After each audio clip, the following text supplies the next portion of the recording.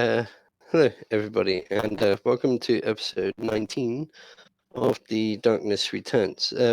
When we last left our party, they had gone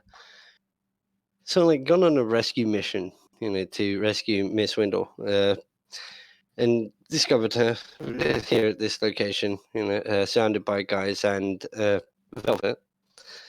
They rescued Miss Windle, technically speaking, but they left Big behind, and Big got captured, and thus he was then interrogated. The party did come back and decided to rescue Big, because they felt generous this time. But yeah, they soundly defeated the remaining group by a combination of two absolutely amazing rolls: a natural 20 intimidation from Tali to make these guys surrender, which awesome, and a nat 20 whilst in a frenzy to grab a guy and chuck him down the well. And the son of a bitch, that was so awesome. To be I will fair, never forgive you for this. This is twice you done this to me. the funny No, thing about that, twice. it wasn't a necessary kill. It was just like an additional kill toward the end.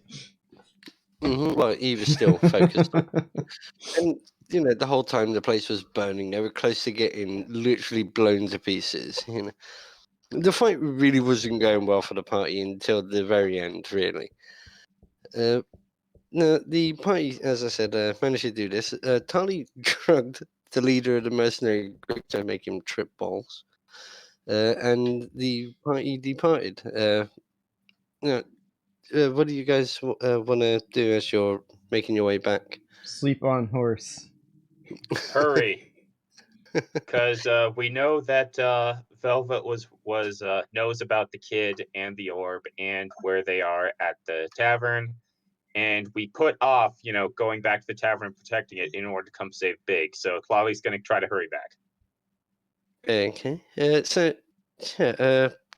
It takes you a little while, especially having to also help Big stay on his horse. What with him literally close to death as it is. I trust Wilson. Yeah, but you guys get there eventually. As you sort of coming towards the town, you notice that there is smoke coming from the tavern area. And as you get there, you notice the scene of as you approach, there's two guards standing outside the doors, and a bunch of dead bodies covered over just on the outside. I'll bring it to the map so that you can see. Hang on, that should have changed. What the? Yeah, it probably changed for you, didn't on mine. Yeah, there we go. So, yeah, as you guys, have you got control? Just making sure. You should do. I do at least. Yeah, Tali's got control of Tali. Better change Dane over to Tali, because I forgot about that. There you go. There's one character missing here, isn't there? It would be Rock's Whippet. Yeah, it's Whippet. Whippet, good. Yeah, I just put you there. Give you control quickly. So Whippet. Yeah, so this is what you guys see on the outside. As I said, you see two of the town guards just standing either side of the door, just keeping watch, and the dead bodies outside. What do they look no. like? Do they look like some more of the mercenaries, or do they look like townsfolk? You can see that they do look like just a few of the remaining mercenaries. So the mercenaries made an attempt to attack this place and didn't look like they came out well? Yeah. So these guys standing in front are good guards then, huh? Well, they're just standing there, on the, as I said, watching out. But they're like friendly guys, right? They're the town's guards, or they're not like Yeah. also. Okay. Yeah. I was just gonna like slowly kind of like stumble in here all covered in blood and muck and stuff and be like, good job guys, I As you guess. approach your door, the guide says, "Halt, sir. What business do you have here?" My room. Friends are inside. What happened? Okay. So you're staying here, yes? Yes. Yes, and Need we're not the sleep. only one. Yeah, we know that there's multiple guests here. Okay, please go in, but do be aware that this is technically a crime scene. Do we Crime do scenes we back then? do we investigate Well, crimes in that I'm way using- here? I'm using that as a modern example just to help you. Because I can't think of it. I'm just gonna like. Oh wait, no. I'm gonna So we- still go over here and get a Diego- drink first. As you come in, though, you see Tara and Diego sort of like up at the bar talking to the lazy, the head guard, basically. The person in charge. They're just sort of like you can just hear them discussing like generally what was going on. And as you approach, Tara turns, she says, finally you're back." Tara quickly moves up to Clawley quickly moves up and just takes a supportive spot next to Tara and asks who's talking to the captain at the moment? She was the one that was talking to him, but she just finished what she was saying, and rather quickly once she spotted you guys coming through the door. All right. So yeah, Clawley will sort of take a protective spot just right behind her, maybe with like her arms on her shoulders, and just ask Dago what happened. What? Or does Dago know what happened? They turned up just as the after effect. At best, the most you would have seen was like a thingy running, the chick running. Like, oh, it seems like the child was taken. The boy's still here. Aaron's still here? He just teleported through a All door right. to hide. They tried to take the child, but these strapping lads, they deserve a drink, don't you think? Right. So Clawley looks around. Where's Wendell? Tara, what, you asking me or Tara? Clawley just says that to the room at large. Where's Wendell? The Tara says, she's upstairs with a couple of the other ladies with a guard posted outside the door. Yeah, we moved all of our stuff that we could to a new room. Good. Could do better than to lock the windows. There's someone walk out around outside. What they should be locked. That's how they grabbed her last time. Well, I had then. She opened it herself, because you can open them from the inside. Where's Aaron now?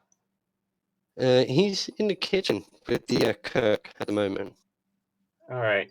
Well, Clawley's going to just reach into her pocket, dig out some gold, and hand it to Dago and say, "All right, treat the guards to it. All right, treat the guards."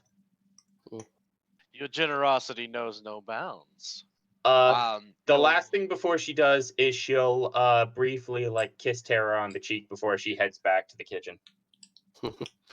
Yeah, it seems sort of like looks a little shocked, but then smiles and just goes about her work. All right, I'm ordering a big ass drink. Yeah, they pass you a massive drink as well. All right, I take it all in one gulp, pouring half it on my face and fall straight back onto the floor, snoring and sleeping in rest mode. Alcohol acquired, batteries low, shut down. Loudly snoring, kind of curled up in my wool pelt. Yeah. With your severely bloodied wolf pelt. It's still a pelt. I'll wash it later. Mm. Wolves can do it, so can I. Obviously, those wolves back when they were alive were getting blood all over them. They managed. Gross. Hang on 1 sec. Yeah, sorry, I had to chase my cat away for a second. Yeah, where was we? Yeah, so Big basically is passed out on the floor. Diego's handing out drinks. There's not that many guards left inside the building. It's just the captain and these few guards.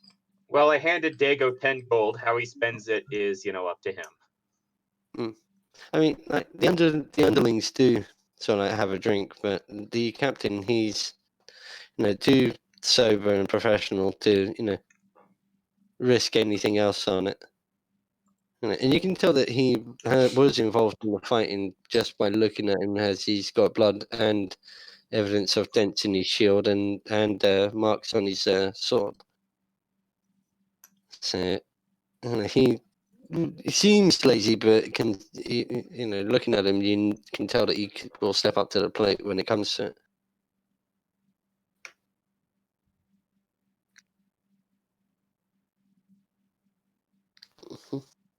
So what are you doing from there?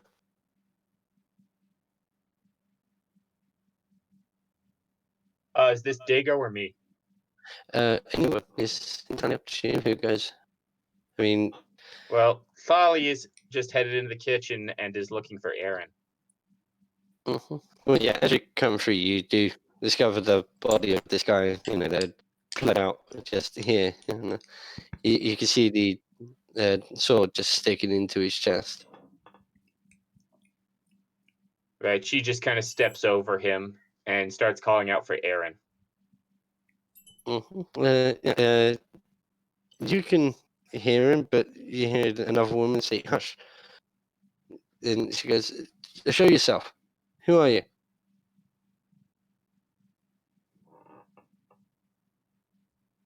I'm his friend. As you come around the corner, you can see that she's holding this bizarre frying pan with an actual sort of like ball of fire just simmering in it, and she's swinging it around, around the edge, with a suspicious look. Thank you for protecting him. Yeah, Aaron smiles and quickly yanks his hand free and just runs over. Yeah, so Tlali quickly drops down to her knees just to get to his level. And so she gives him a brief hug and then just checks him over just to see if he's hurt. He looks perfectly fine. He does see the body behind you, and you can see that he does look quite sad at the sight of it. All right, she's gonna sort of tilt him away from there. Don't worry about that. Don't worry about him. He had it coming. He had it coming, I'm sure. Does he have the orb? Yeah. Right, she's gonna just double check he has it and just breathe out a sigh. All right.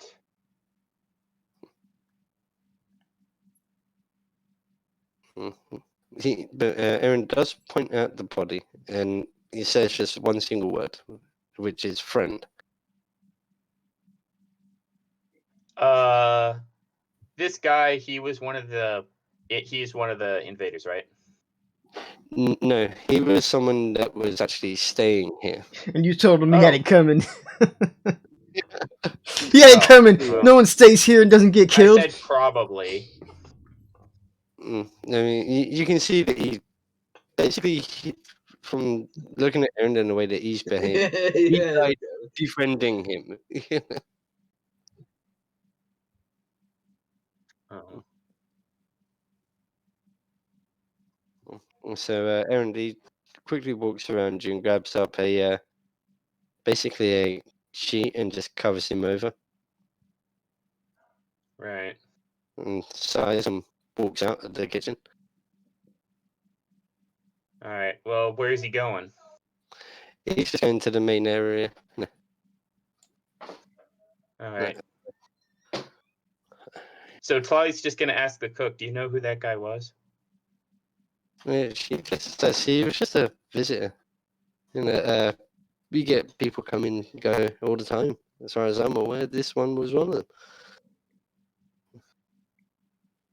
Rifled through his Well, items and find his ID. But that woman that killed him, she was one hell of a piece of work. Finely dressed woman about so and so age, so and so hair, blah blah blah, describing Velvet. Yeah. She Then says, he, if it so was when this she frying pan, says, yeah, so when she says that, Folly just looks down at the guy and says, "So he was a friend."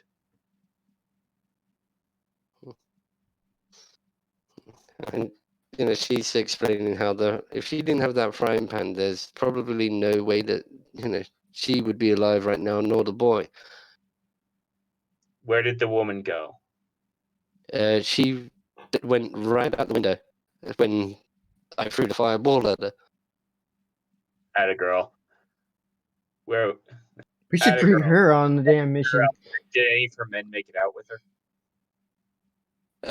No. All of the attackers were killed off. Good, and she'll be licking her pride, but thank you for protecting him. Oh, that darling little gem, of course. Have you noticed how you can't look into his eyes? He does have a certain quality Mhm. in that way, yes. Yeah. I noticed that. Good thing you let me go at the right point, because that would have been a little bit different. Well, I'm glad. Well, thank you anyway. And so she goes, and so Tlali heads back out into the main room. What's Magnolia done during all this? Yeah, that's what I was going to ask. Cause, she's been standing there. It's right here. I heard him giggle once. So, Rock, what you up doing whilst all of that's going on? Looking for. I'm looking for. I'm gonna fuck up her name again. I'm looking for that person. Yeah. Violin. Velvet. Velvet. Velvet. Mm. Yep. I almost said Violet again. Velociraptor. Oh, yeah, speaking of raptors, where's mine? My little red one that I left here. With Miss Window up in the room. Well, with Miss Window and the other ladies tending her. Yeah.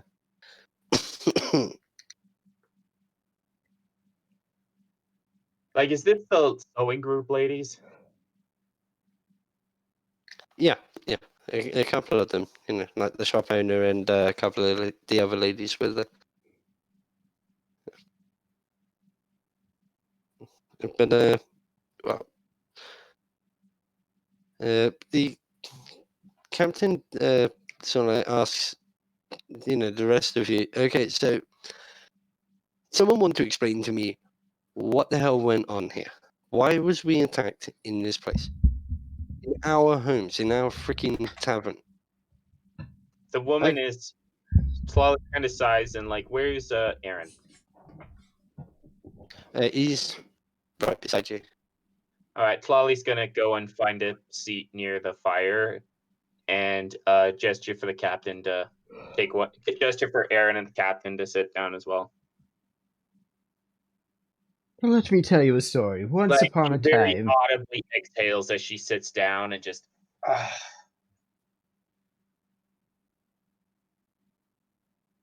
He sits there because he doesn't want to have his back to the door. Right. And the other guards are just like over here. This one here, the woman you're seeking is named Velvet, and Tlali briefly describes her and says she is a wealthy woman who's been making allies with Torax Kingdom in the east. In exchange for hopefully more power. So she's making a deal with the devil, basically. Yes. Hmm. Her, myself, and my allies had to pass through a city that she considered herself the ruler over and demanded our cooperation with her activities. We outsmarted her, got her political associates jailed, and it seems took that personally enough to follow us all the way here. Aye, it kind of seems so. She's followed you here. She's attacked my town. This is highly inappropriate. I do apologize for the loss of life that was brought to your people, but you have to understand we didn't know that she would be bringing such wrath down upon your people. Well, those kind of people normally do pay in the end. Quick question: who are your companions exactly? Myself, the woman Wendell, though probably not myself. My name is Tlali. I speak for Naisa. I speak for Naisa and the Crown. You see, I remember your big friend, the one that's passed out over by the bar. Oh right? yeah. Oh yes, Big. He's something of a local. He's something of a local. Oh, And of quite course, there's there's Wendell, who is likely going to be heading home after this. We briefly met the brave man who's been giving your men pints, Dago,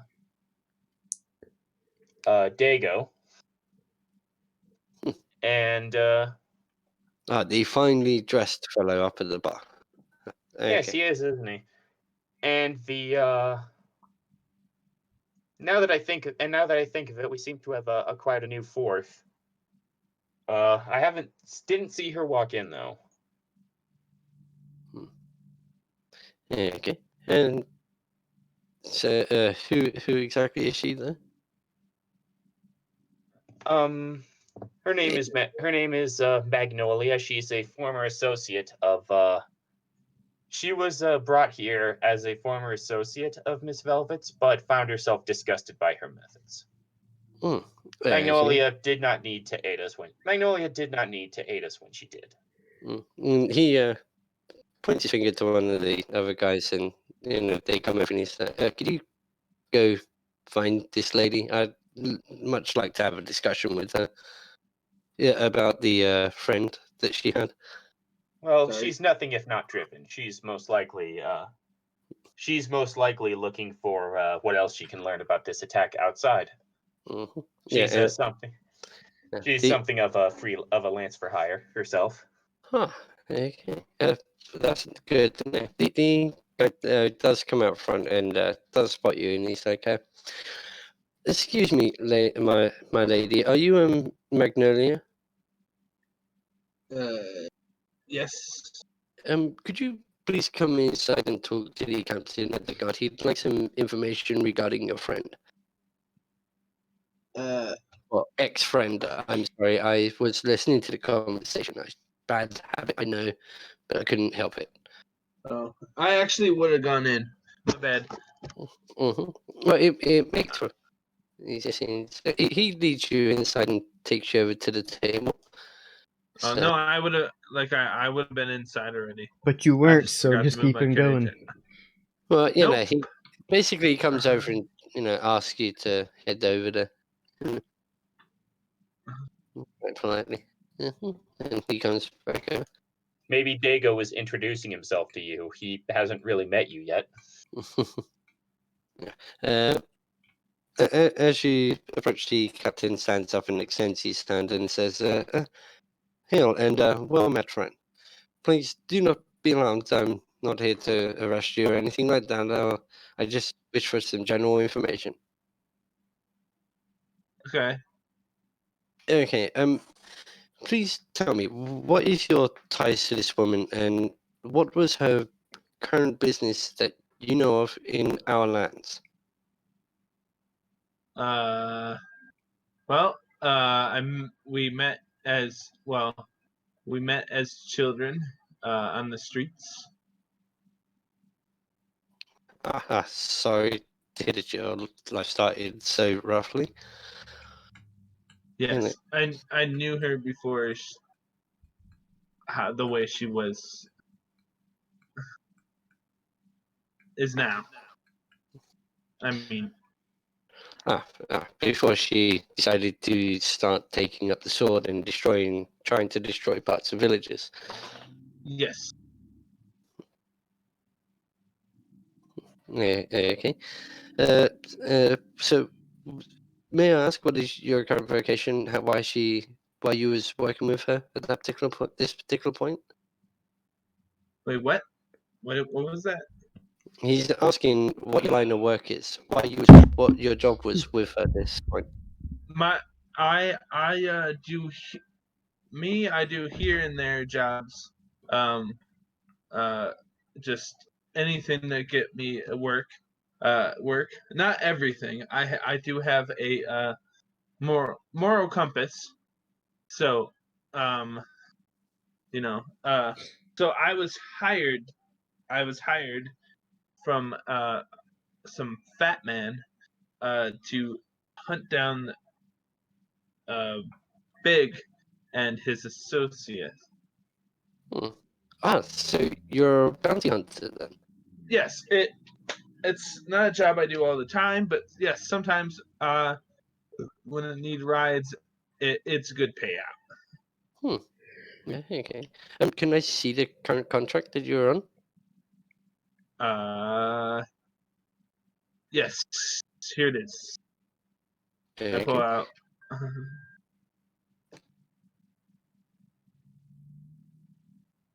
Yeah, he looks at the list and he's there's a couple of people on this list that aren't here. What happened to them?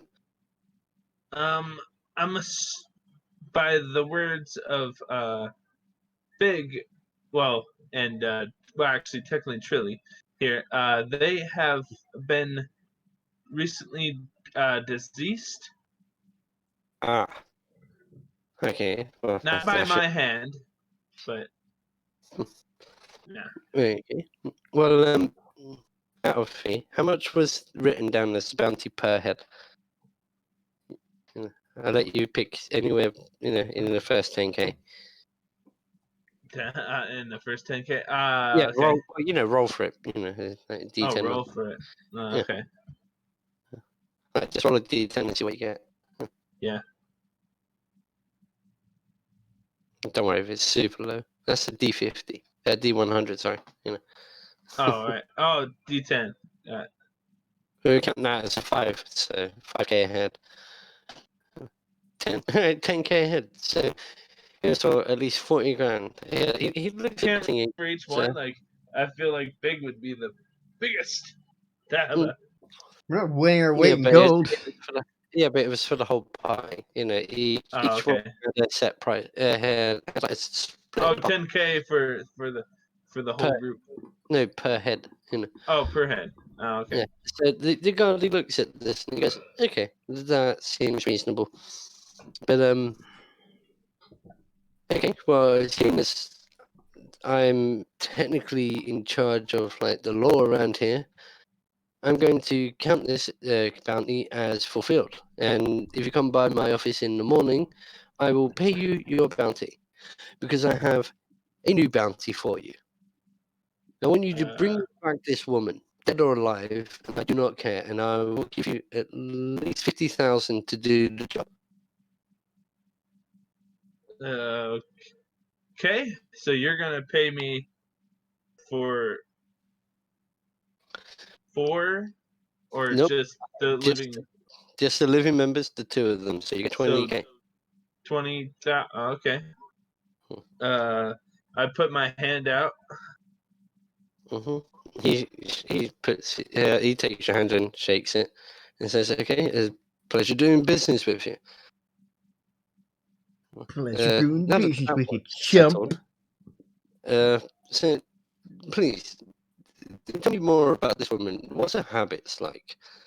Well, Is there any way that we can trap her while she's still here? okay. She picks her nose all the day one- long. Yeah. 1 second. I need to find my charger. Mhm.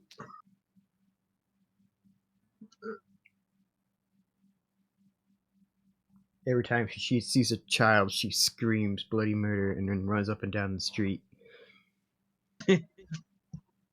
She hasn't washed her hair in 14 years. Yeah, but just by looking at this guy, you could tell that he's super fucking pissed off that some group of guys just attacked his town. He's mortally offended by it.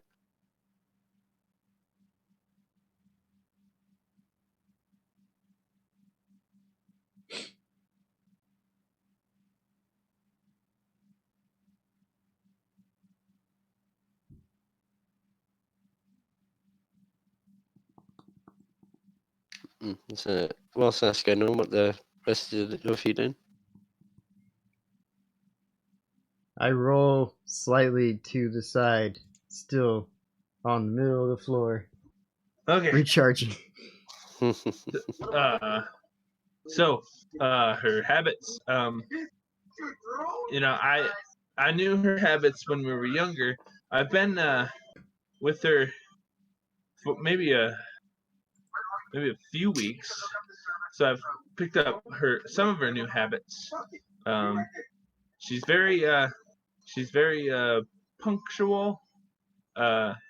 Needs stuff on time, and she's very businesslike. Let's just say that overall, let's say she's very businesslike and very serious. I would say down to the 2 words.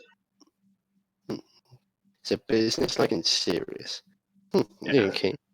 Does she have any holdings here in the town? Perhaps we can seize them to make her stick a grimy little neck out. Do I know if they have holdings? They probably do, right? Or was that place that we were at the holdings? That was that was the place where she'd set up her primary base of operations for the time being. Quick stop kind of thing. It was the only place closer to town, really. Okay. That place we took care of. There's not much there anymore. She is definitely gone. So she's fleeing then. Okay. Well, maybe. Well, you see, that only gives her 2 ways to go. Either south down the coast. Well, no, 3 ways. North down the coast, south, or deeper into the inland. And at the moment, that's not a good idea. What is that noise? Are you playing something in the background, Rock? No. Your thing keeps No. lighting up when we keep hearing TV noises. I could hear something playing in the background. Just bugging. Because I couldn't hear what I was saying. Yeah, so there's up the coast towards the capital, down to the south towards the Great Maelstrom, which is a tidal whirlpool dividing the lands, or deeper inland, and that's not the best idea to do right now.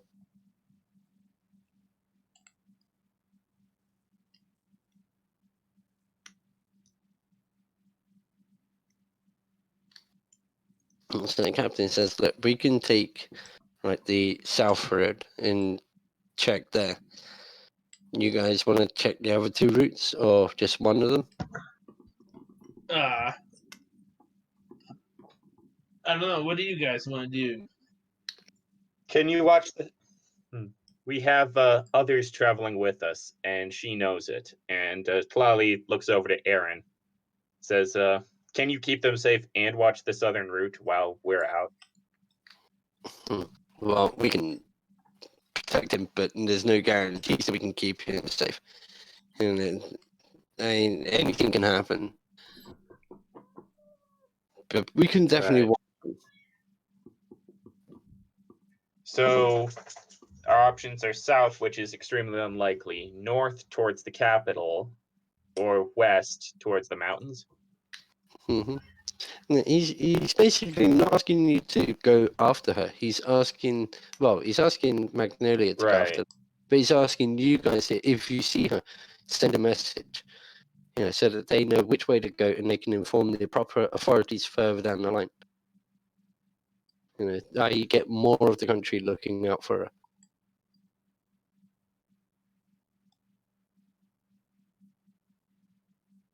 Right. Right. We certainly will. Hmm. You can count on us to want her stopped. Well, I should think so after, all the trouble she's caused you and the trouble she's caused us. He's like, I like drinking in here, so it's going to bum me out now that I'm going to associate this place with death too. It's unavoidable in this place.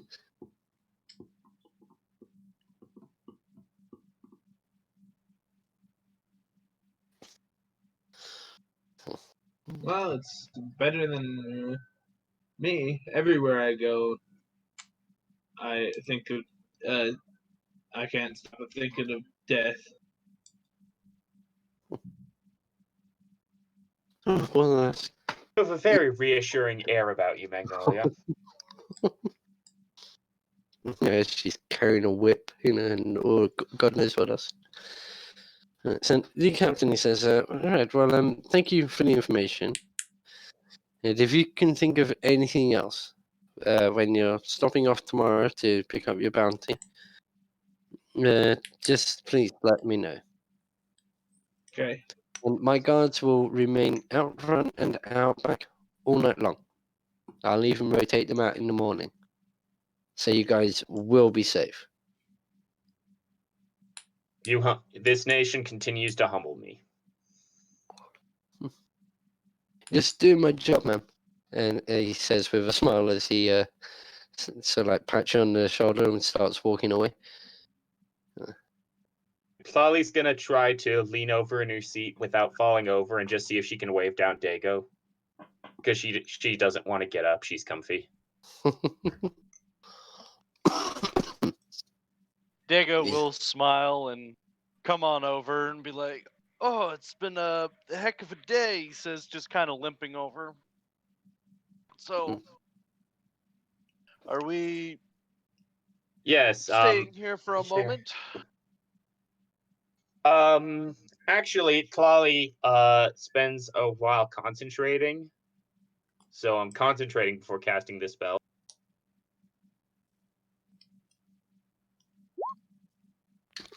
Yeah, whatever you do, the effects are doubled. Cure wounds with a 3rd level spell slot. Neat. I guess we'll just, because it's a new session, right? We heal up. So, those quite. Thank you. You're quite gifted in those arts. Have you thought about taking it up as a career? A clever Naisan likes to use every tool of a clever Naisan seeks out every tool available to her. Ah. Yes, we pride ourselves on our understanding of such things. But I actually was going to ask you a career question, as it were. Oh, well, so be it. See, Velvet could be anywhere in this country, but our destination is further north in the capital. Our quarry is there, and if not, he will be there.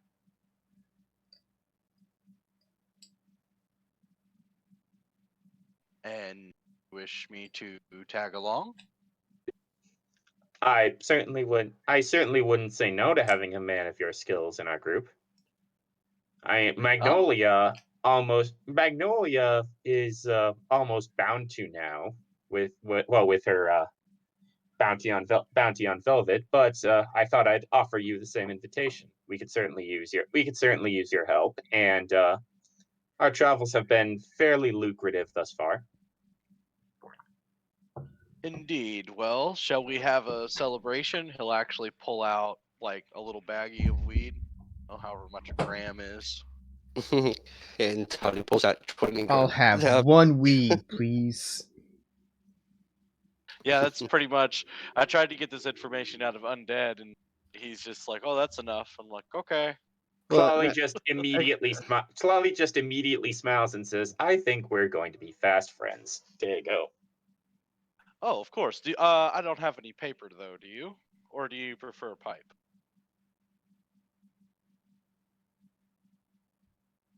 It doesn't say I do, but I get the feeling that's something Clawley would have. Is like a method to, yeah.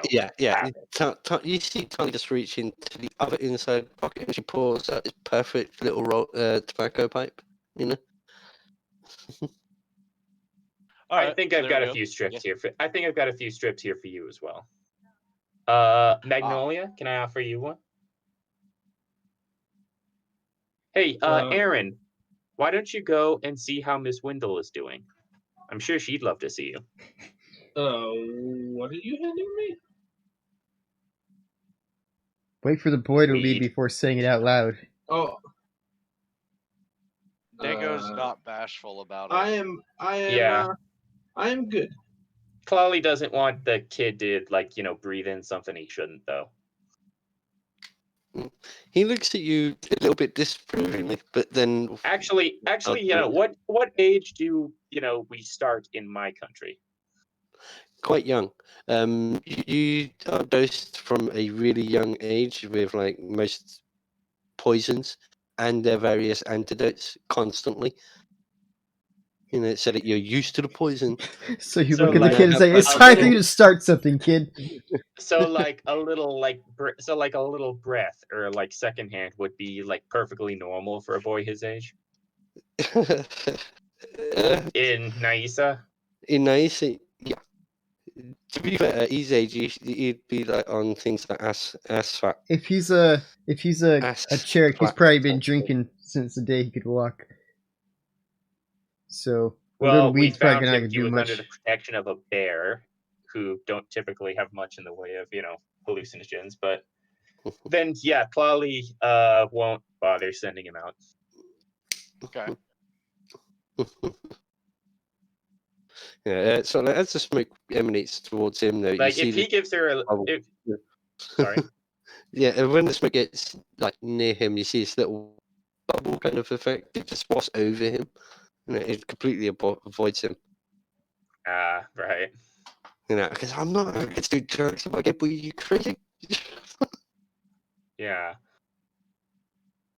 Yeah. Anyways, moving on. But he understands what you're doing, even though he shouldn't. Right. So Clawley actually holds out her hand, like once she's taken a hit and eased out a bit. Clawley actually holds out her hand and for him to offer the stone, so that she can talk. He holds out and just looks at you. Right. So she touches it and asks, "How are you?" Sad. Yes, I'm sorry about your friend. Why do people die? Because someone else thought that they should be killed. That's not fair. No. No, it's really not.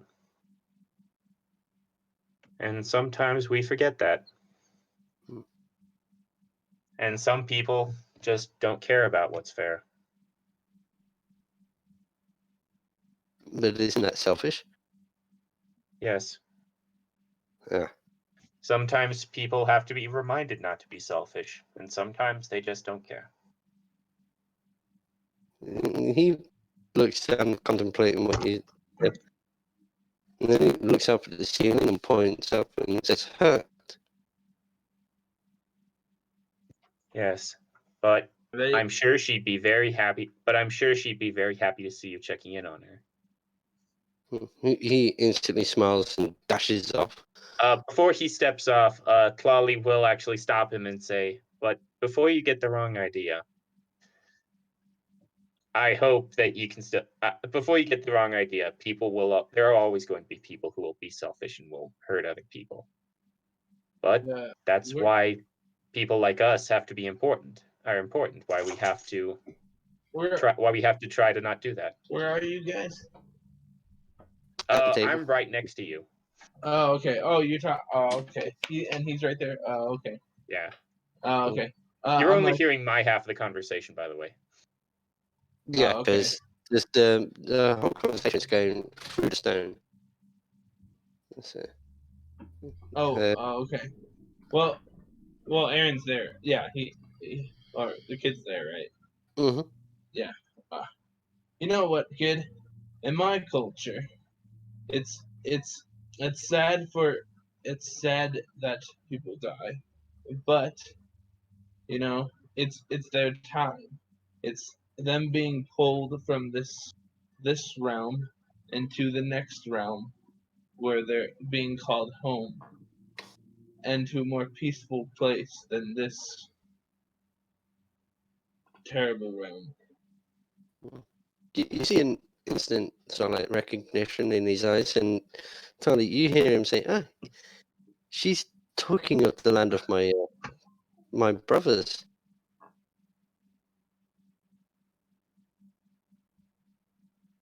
You know, that place where the soul goes. Yes, she is.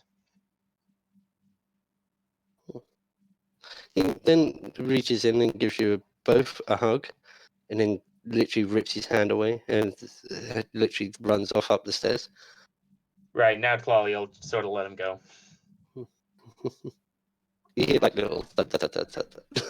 Clawley, yeah, Magnolia and Dago catch Clawley giving a much sappier smile than she intended to.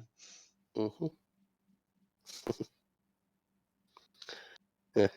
It's at that point that Tara comes over and asks if one of you could politely remove your large friend from the floor and please, like, take him to his room or something. You know? She leans in and whispers, "He's starting to snort." Right. Magnolia, you were the one who wanted. Dago will just kind of snap his fingers. Like, I'll take care of it. No need for any of us to strain our backs. Unseen servant, I'm guessing. No, levitate. He's casting levitate on Big so that he can float him around. So So as I recall, levitate only goes straight up and down. So unless you want to punch him through the ceiling, one of us is going to have to go over and like push him through the air. No, Dago will walk him up and kind of. Actually, no, I have control of where they go. Now, if I suspend somebody and decide to leave them there, yeah, they can't move unless they can wall. Oh, so yeah, you can't just float him up from there. Yeah, like I can I can control myself, and like if I'm trying to control myself, but if I just cast levitate like hostily on somebody in the middle of a room, they're just stuck there. Right, and Big, is considered willing because he's unconscious. Yep. As long as he weighs less than 500 pounds. Well, if he was wearing heavy armor, he might push that. But I mean, considering Big's usual attire, I weigh is 520 some pants and a pounds. wolf, What was the number? I can't imagine Big weighs more than like 220. No, he weighs 520 pounds. How? He's 7'4". So he's 7'4". Yeah, He would only weigh 500 pounds if he was like as wide as he was tall. I based him off of Yeah. Andre the Giant. Andre the Giant wasn't. Oh yeah, 500. Andre the Giant, man. His hand is as big as my head. Oh, that's scary. Let's see where I look this up. 500 pounds would still be pushing morbidly obese. He's not skinny. But, Plus, don't forget he is carrying a massive he's got a whole 200 bunch of crap on backlight. him. At WrestleMania 3, Andre the Giant was billed at 120 pounds. Yeah, right. 520. 520. You're right. Yep. All right, well, I guess I can't. It was like, Dago will just kind of just be like, oh, well, looks like I think he's going to have to stay there. I think it's kind of funny. Like argue about Andre the Giant. His acting career debut in the USA was playing a Bigfoot in an episode of The $6 Million Man. Ah, man, that's weird. That show's weird. So you guys are just leaving him there? Yep. Okay. Because if my spell can't lift him, there's just no way the rest of us are. I was waiting for what do somebody you- to come by and try to just move him, and he just like squirm on the ground, like, "No, these are my pork chops. Get your own platter." Yeah, Tara walks out into the back briefly, and she comes sort of like merrily walking towards you. As she gets you, she leans down and gently clangs you in the head with a frying pan Gently. to tell you to get up. You can't sleep here. If you want to sleep, you go upstairs. Do some of you? So she's gonna. So Clawley's gonna approach this. Gonna sort of stand up and say, "I'll move him." She approaches this group and sort of flashes her eye and says, "Could some of you, strong Cherrick men, help move our companion there? He's been so wounded and exhausted." And I also say out loud, like, "I'm not sleeping. I'm drinking, but I'm not awake at all." Yeah, they're looking at the scene, and as soon as she clocked them, they just burst into gales of laughter. You know, they're cracking up. It's like, oh my god, she hit him with a frying pan. It is perfect. But after a couple of seconds, they're like, oh sure, we'll deal with him. You know, and they grab you up and take you So upstairs. between the three of them, they can move him. Yeah. It's moving a fully Then loaded Clawley comes dresser. over, sits down, and says, "And I have moved him." Mhm. Yeah, Tara comes back and she sort of like waves the frying pan at you and says, "Oh, these things are so useful." But yeah, Right. the three guys, they get you upstairs, so but much just to go through. The other Yeah. thing I wanted to run past you is before she went missing, Wendell Big and I were discussing our plans to move north to the capital. Ideally, before the season gets either now before the season gets tough, or wait through winter and head north in the spring. Was she? What you asking, Tara? No, she's saying this to Magnolia and Dago. Okay. Our decision making was leaning towards leaving now and stomaching this cold. Clawley decides to put it. Well, Like she's looking out the window with just a look on her face, like, "Well, I'm not looking forward to this." first thing, did you check if the rock's still in Miss Window's possession? And can you smell what the rock is cooking? It was never in Miss Wendell's possession, and it is safe. Yeah. Dago says, I'm not really a fan of doing things. Wait, who? Wait, uncomfortable." wait. Who had the I thought meteorite? I thought thought Miss Miss Window had the meteorite. Oh, the meteorite. I thought you meant the magic orb. No.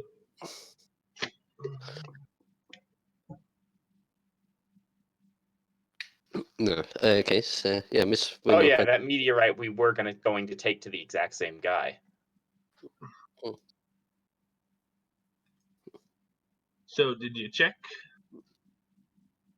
No, we didn't. We didn't. Concept of getting her back with her memory intact jumped out to us more than riffling through her pockets. The question is, when she Well- rifled through her own pockets, did she go, "I don't know what this is," and just throw it away? That's entirely possible. Well, getting the information from Miss Window, that stone is what you really need to go. If you don't have that stone, there's no point of going find that blacksmith.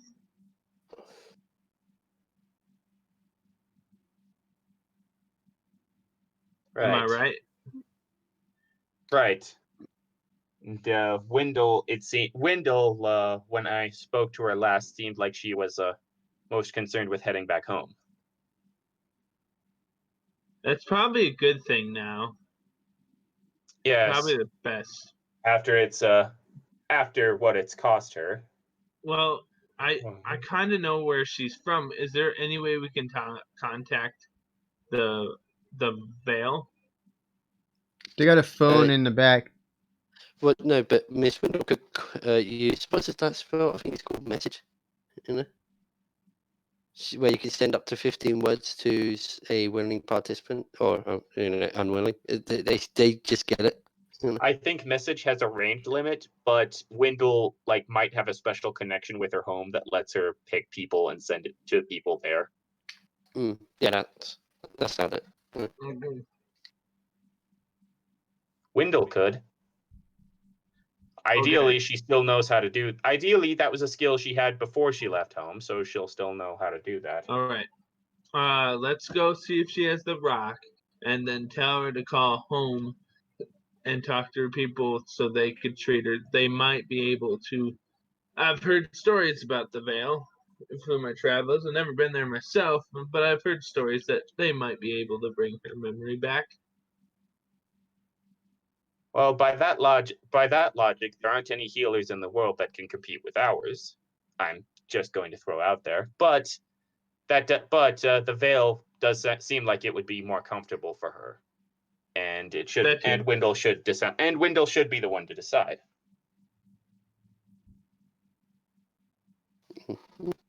Now then, Dago, I'm not a fan of doing things uncomfortably either, but knowing what Velvet knows, we could be, and knowing that she knows where we are.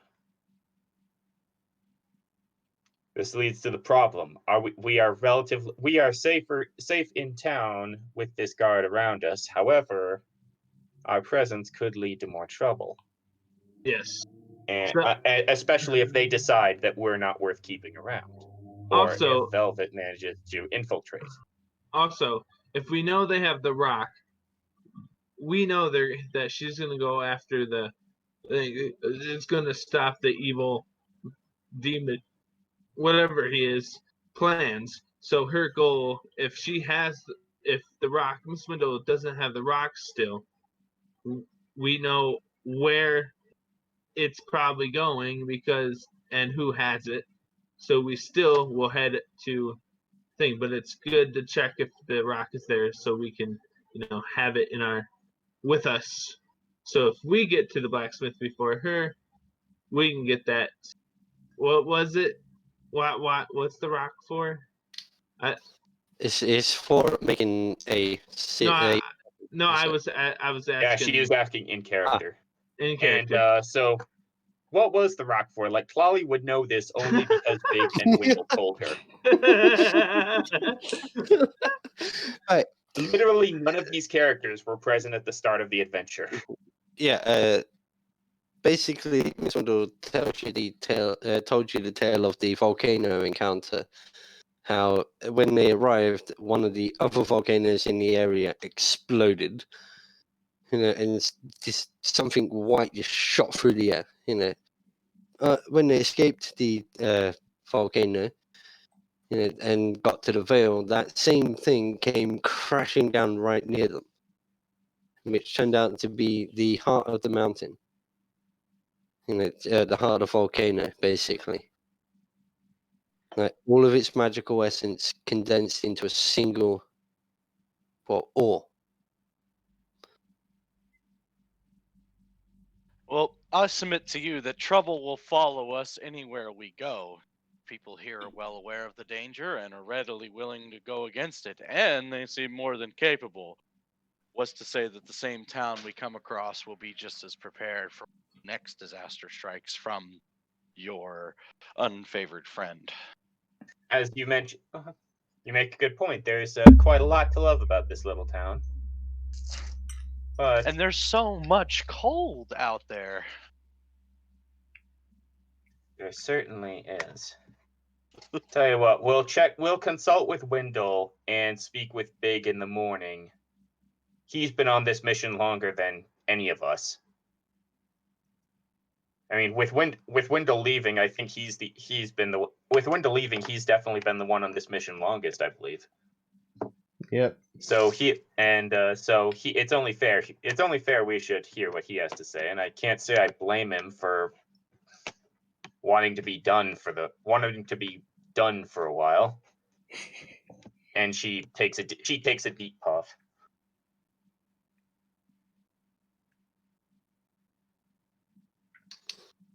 Okay.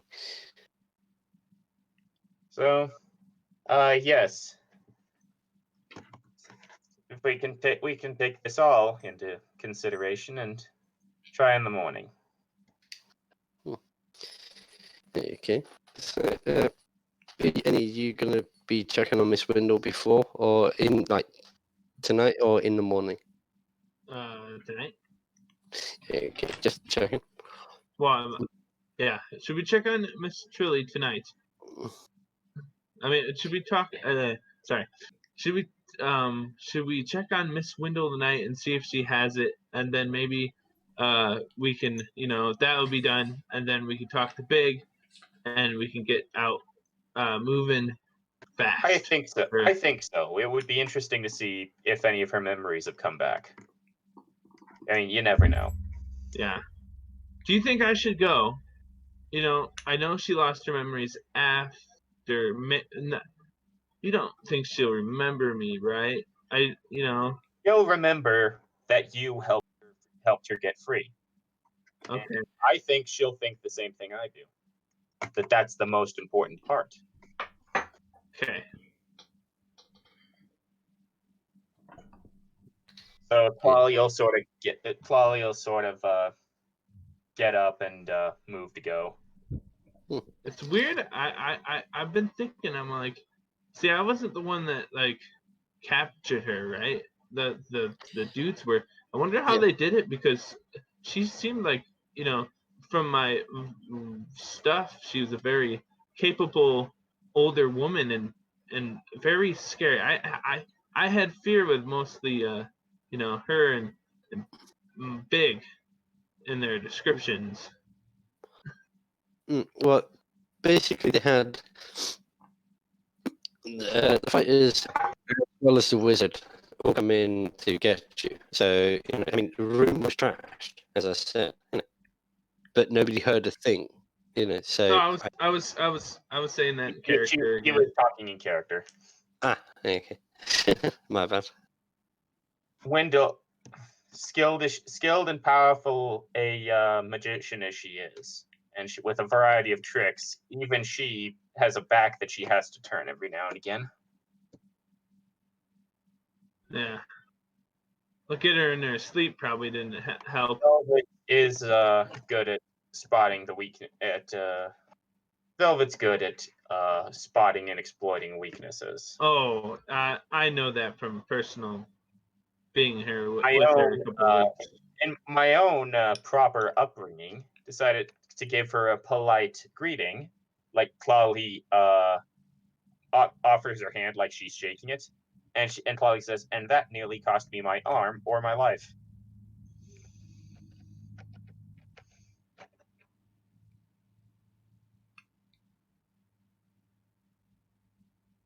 Yeah, that was a pretty good scene. She just had that ring and she said, "Ping, gotcha." Yep. And Clawley was actually impressed at the time.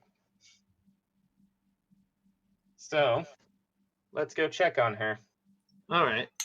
Will you be checking on Fair Lady's recovery? What, he's FK, isn't he? Yeah, he is. Yeah, so we'll just say, yeah. So you guys, I would change my but no.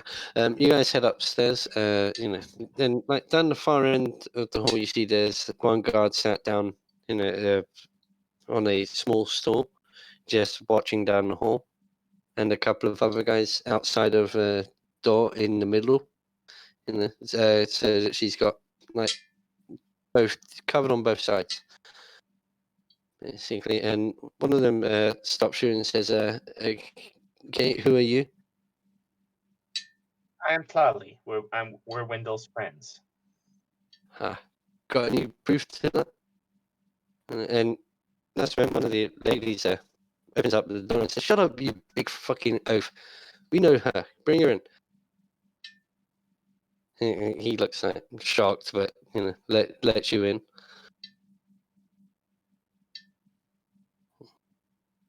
And as you walk in, you notice that it's the woman that said that was the one that owns the shop. Yeah, that I'll you're greet at. the sewing circle ladies. She grips you in like a really rough bear hug, and then says, "What on earth did they do to this poor lady?" Nothing good. They tortured the crap out of her, and I wanted to stop it the whole time, but all those men and I the had wizard, nothing to do with I- it. no I had chance. nothing to do with it. I was just watching the whole time. It wasn't me did. that set this in motion or anything. I tried to stop him at every moment. Trust me. No, I wanted. Why would I to. lie? I said I wanted to. You fool. Or would I look back retrospectively and think that maybe it was a bad idea? Yeah, she looks at you and nods understandingly. She says, it's okay. Some things are out of our control. Like men, they're always out of our control.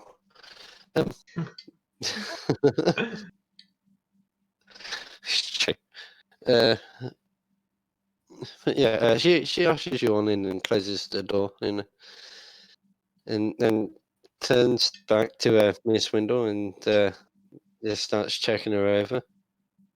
Looking at her, you can see like she is bruised. She has like got parts of her face are swollen up, like her eye and so forth. She really didn't have a good time. Okay. Glad Dago brought you back safely. Hang on, wasn't it? Oh, yeah, I was going to say, wasn't it the wizard that brought you guys back? But yeah, you're right. It was Dago. Yeah, Dago was the one that brought her to the here. Yeah. And as you're talking, the Miss Windle does start, and she looks up at you, and she just doesn't recognize you. She recognizes the fact that you're the ones that saved her, but she doesn't know who you are. Right. Well, Clawley's going to speak to Miss Wendell and just ask her what she can remember about her homeland, like how she's doing. All right. And while she's doing that, so if Wendell's bag is on the ground or her belongings are on the ground, Clawley will sort of cock her head, look at Magnolia and cock her head towards him, look. Okay. Mm-hmm. Okay. So what was you asking her again? Sorry. Clawley is going to try and enthrall the entire room with the tale of our first meeting with Velvet, and how Clawley actually met her, with meeting Bomb Bros and stuff like that. Miss Windle, the whole time you're doing this, she's like, I don't remember this. What on earth are you talking about? Wendell's going to then every now and again she'll stop and she'll mention and then you conjured forth and then a rooster came forth from this spell and began crowing so loudly no one could hear. That is something that you've done before, isn't it? Brought forth a rooster from the ether. The only rooster I've dealt with was that I was helping Polgaro with something. But that was back in the Vale. What about your eagle? Your eagle was a very brave companion. And while Clawley's going to basically try to hold the room's attention and draw it away from Magnolia, riffling through her belongings, lest anyone get the wrong idea. Can I ask you a question about stealth. does Wendell remember the Bomb Bros from back when she lived there before, as people, not what we did with them, but that they exist and that they do stuff like that? Yeah, she does recognize who they are know talking who they about are. with them. Okay. So, pretty much the start of the story, Clawley will say, "Good. Then that's some progress." Well, it's just you don't understand. I never met you with know. them. I know them. Yeah. I've known them for many years. They're actually really, really funny guys. Right. So as Clawley is explaining to her where the one brother is and sort of the Court of Naisa's interest in their work. Mm. Okay. It's yeah. As you're going through the bag, there, give us a sleight of hand check, to see if you could do this without people noticing.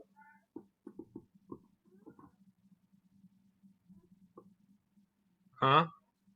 What you're trying to check a bag? I was asking if you to give us a sleight of hand check to see if you can Yeah. do this without people noticing.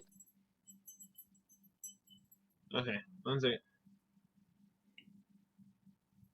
Okay. Boom, boom, boom, boom, boom, boom. What is my sleight of hand? Woo!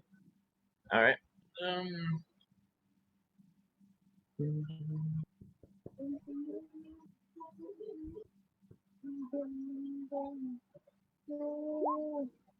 Yeah. Come on. I have the She big like shouts loudly, "I found this in her bag, everybody!" Oh shit, I shouldn't have done that. Yeah, no, that doesn't. That some of them don't see you, but the woman that the shop owner, she's used to people trying to steal things occasionally. So she spots what you're doing, and she pulls a short dagger from her side and says, "You want to put that down, little miss?" Oh, I So was. Clawley's I going to was- immediately say, "Oh, that's a good idea, Magnolia. We don't know if those thugs took anything from her." Yeah, I was just checking. Matrilia here remembers everything that we were just checking if anything value of Miss Window was taken or you know Very, very well, but it's still Miss Windle's property. You have to ask her permission It just sounds like somebody before gets a you just hand go caught in the rifling through them. cashier's till. And he's like, "Yeah, I was just checking to make sure nobody stole any of the money. You see?" And while she's saying this, she's gesturing wildly, and this dagger's in her hand. It's getting pretty close to people's faces and such, but she has control over it, But your attention's very riveted on the point of this thing. yeah. Miss, I'm sorry. I was just, I was trucking there, and I didn't want to bother anybody. My bad. Got Miss this television Windle. fell off a truck. Yeah, Windle. Would you mind if we double check to make sure you weren't robbed by those thugs? Sure, go ahead. Yeah. All you have to do is ask. Right. What is the story with Miss Eagle? Like, is that something she could summon before the adventure started? Yeah. That's basically been her thingy from before day one.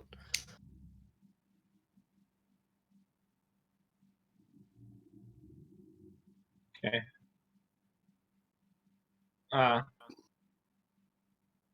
Is it okay, Miss Mendel? Sure. Yeah. Okay.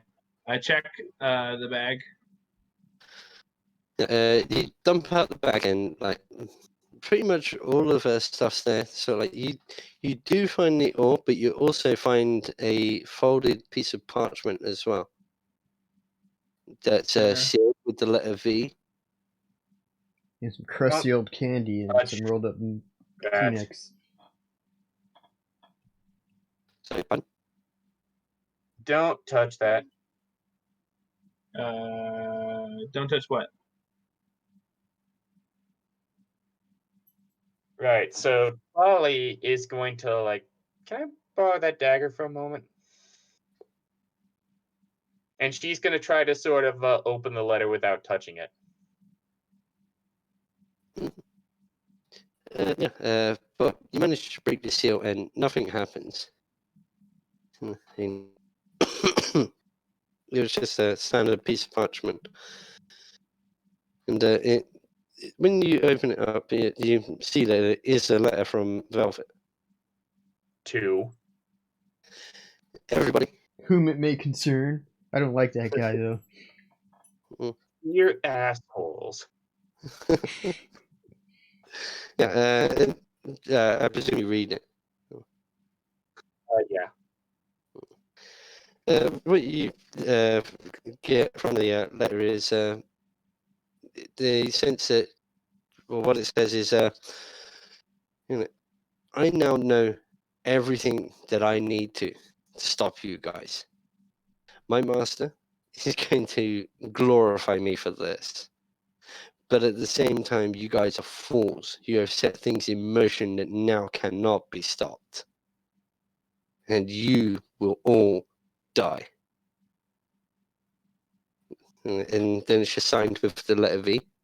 And followed by P.S. Dun dun dun.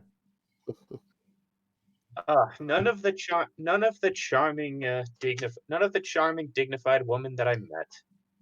And Chloe just sighs and just puts it away. But at the same time, I'm sure you're also aware that she could have taken that. So yeah, if the rock is in there and she knows about it, Mm-hmm. Is the rock even it? That might be a decoy. Wendell, why don't we try testing some of your magical properties just to make sure they weren't harmed? And Chloe's going to ask her to do detect magic and learn as much as she can about the rock. Mm-hmm. Okay, I can roll that. Because Chloe has never gotten a good look at the rock. She doesn't know. I'm just going to roll a straight d20 because I don't know what's that. So, you know. And that's a 2. So she fails at the spell and cannot find out anything. Is this another? Is it very obvious that she failed the spell? Yeah. Like, is there like a puff of chicken feathers? I was gonna try to avoid that, but yeah, a small little like rooster just appears. It starts running along the edge of the bed. You know, but when I say tiny, it's like an inch tall. You can just see this really high pitched. And so Flolly just says, "There, you see, just like I told you." But it's running backwards and forwards, just going crazy. I can't believe I rolled a fucking 2. Jesus. All right, she's going. Flolly's going to say, "Aaron, would you be a dear and take us outside or Miss downstairs?" Window should always fail that roll magic. Yeah, she always fails at least one. You know, so yeah, she's a form. So yeah, good to see that Velvet didn't damage that. Accidentally make her So- better at magic.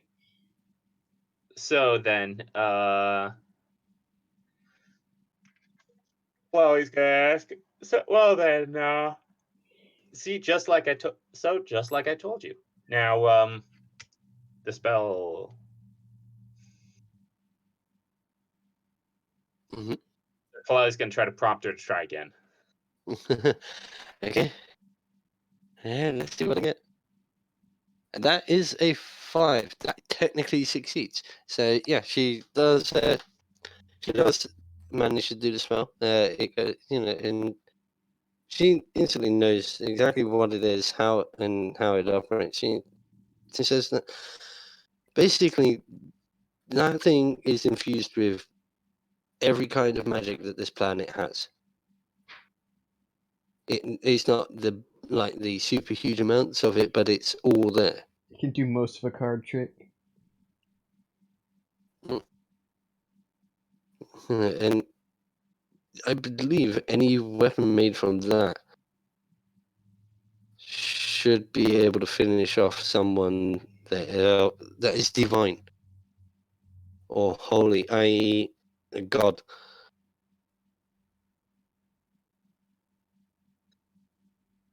Thank you, Wendell. Thank you, Wendell. I knew you may not have known it, but I knew I could count on you.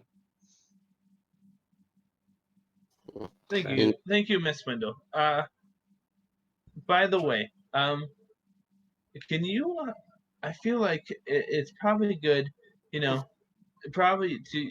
Is there a way you can contact home and they can, help you, and probably help you I feel like it's a good thing for you to go home. And is it okay if I know this is you're a rock. You probably don't remember anything about this rock. Do you mind if we do you mind if we have it? Well, sure. I have no idea why I was carrying such a thing. Was Wendell carrying the keg in her bag?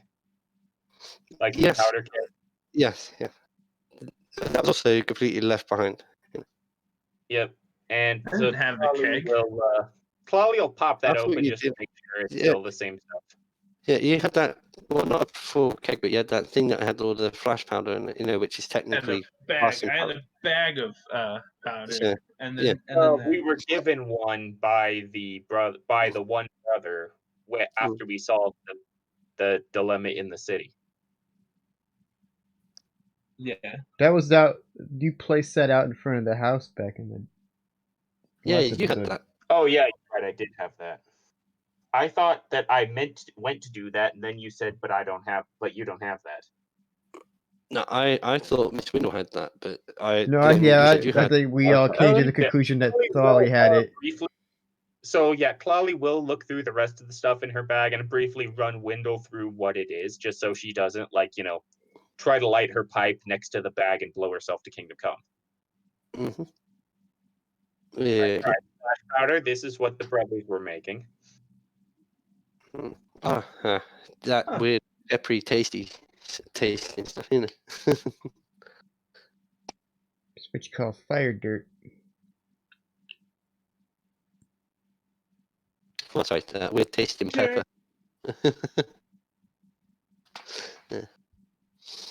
But yeah, I mean, like, all the stuff is still there, and I mean, all she did was just add that note to it. Basically, when she set off to do this, she came here for one thing only.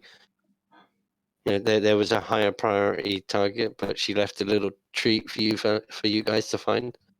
Right. Behold, I have an evil plan. Ha ha ha. Velvet. Yeah, she's not giving away the plan, but Yeah.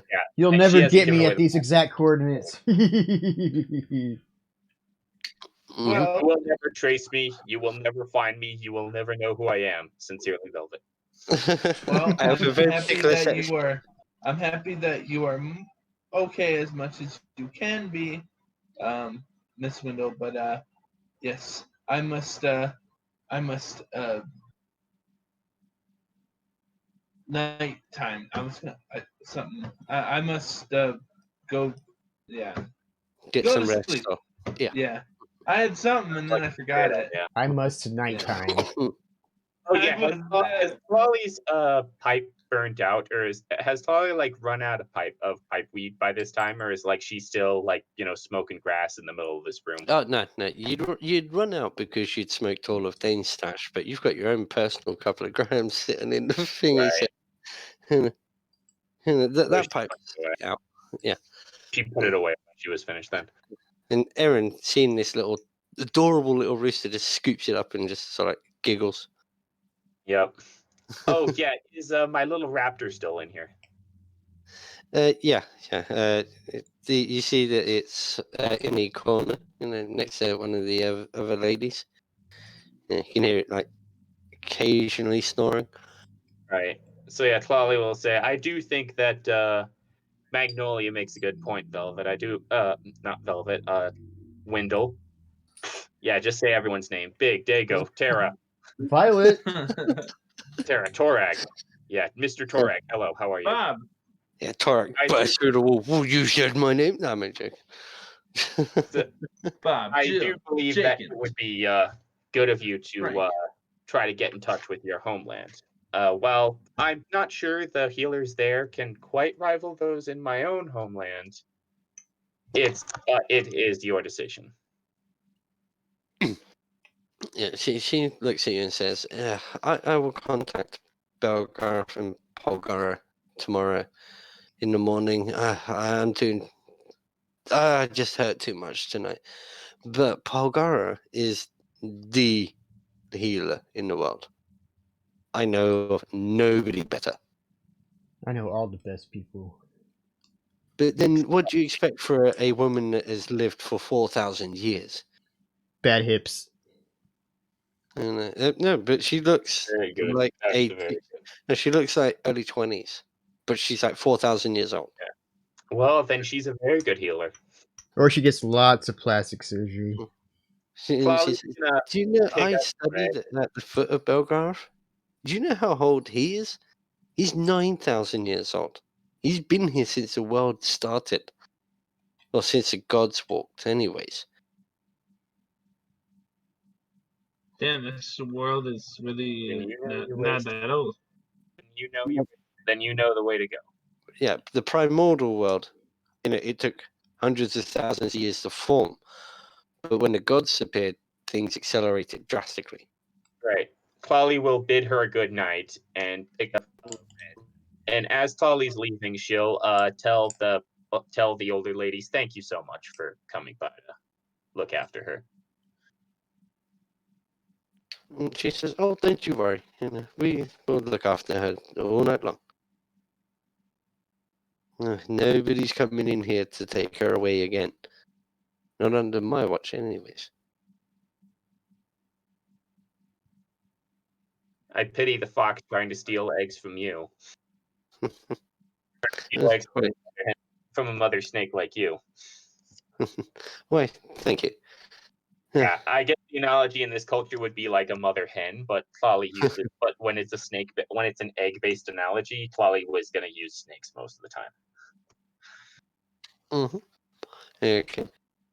She says, okay, thank you. Now, off to bed with you. Instantly taking on the mothering role. Right. Showing you out the room. So yeah, Clawley is going to like lock everything, like bar the window if she can, and then just flop over and go to sleep.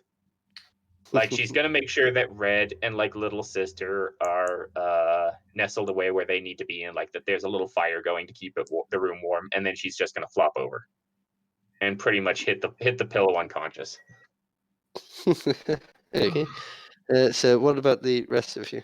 Rib's already asleep, so I don't know. I find it Yeah. comfortable. I don't know. Yeah. Well, Tara sorts you out a room so that you can stay. Yeah. I just fall asleep in the chair. Okay. Well, I Diego goes to sleep in you as well. And so yeah, morning comes around. I'll get rid of these guys. Because They've decomposed. nah, people would have cleaned up, It's yeah, just move these guys around a bit. So yeah, boom, there you go. Good enough, done. Yeah, the guards will still be there, but the bodies will have been removed. Sorry about this. Just add them There to the we go. corpse pit. Yes, I'll just stick you guys literally on the stairs, just to represent where you guys are when you're coming down. So yeah, you guys to like come down in whatever order you want to in the morning. Where did Aaron wind up? Well, you wake up with Aaron right next to you yet again.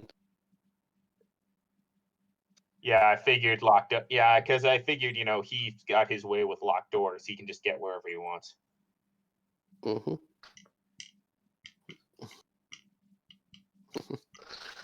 Yeah. So like, as you wake up though and untangle yourself from like all the arms and legs, and you know what kids are like when they're asleep, they just fucking sprawl.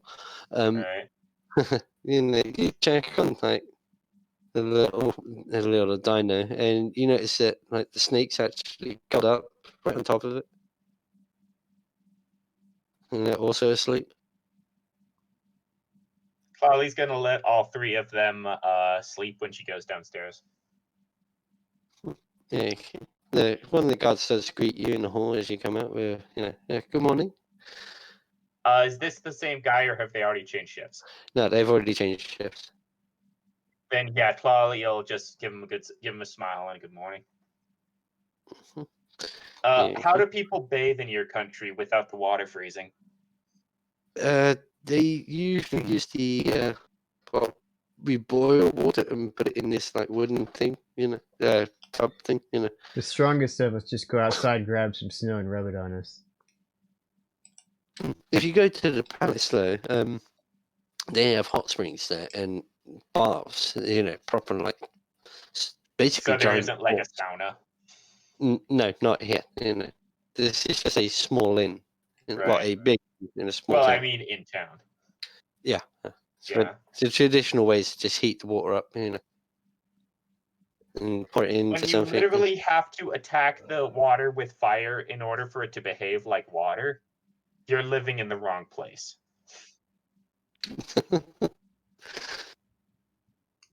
Well, no, their god brought them Like, here because Clawley they were is hardly people. even like like Clawley is not even that comfortable with using the word ice, just because it's not something in her native language. Well, until you came here, you'd never seen it before. Yeah. So, Well, Hmm. there's magic ice. There's ice that you do from like magic with like cone of cold or something, but that goes away. yeah, but that's completely different. That's magical. Yeah. This Oh yeah. is natural, It so falls from the sky here. this happens for how long? Yeah, 4 months, 5 months, go to hell. What are you talking Or, about? in This fact, is like. don't go to hell because you already live here. I think it generally looks like this just is in its worst stage right now. Yeah. There's virtually. It's like in the no- summertime, it's like, hey, I see a little patch of grass over there. Where? Do you see that? Right over there on the mountain? Right? Nope, look over to the left. Oh, wow, it is kind of green.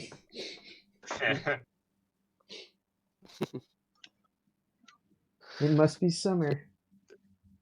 But yeah, you know that. Well, Big knows that the storms do happen during the winter, but they're just slightly more violent than when they are during the summer. All right. It's just you don't want to be caught out in the middle of a blizzard out there, though. Like a full-on fucking big one. Right. So yeah, Clawley's going to go downstairs, basically start the day, get a bath, get some food, etc., etc. Yeah. Well, Tara helps you to like down to the cellar, and helps you in the bath. Right. Yeah, and that's actually where Tara's gonna realize that like Clawley is kind of strange. Like Clawley has not been shy about feeling romantic towards Tara, but as far as like physical sexuality, Clawley is very skittish. Well, Tara is not. She's all hands. Well, she's helping you there. Right. So there are going to be points where Clawley is just gonna institute a little like 3-foot rule.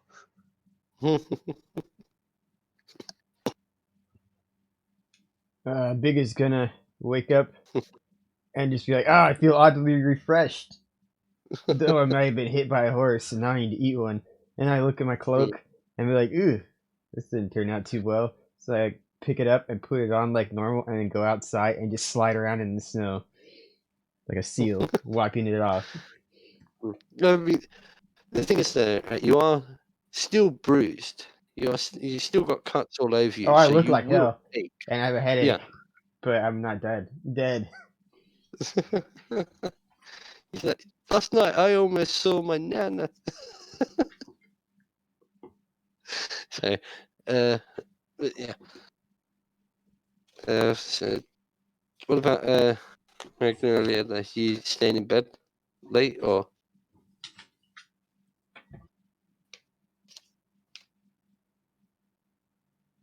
Yo, Rock. Huh? Yo, you staying in bed late or? What?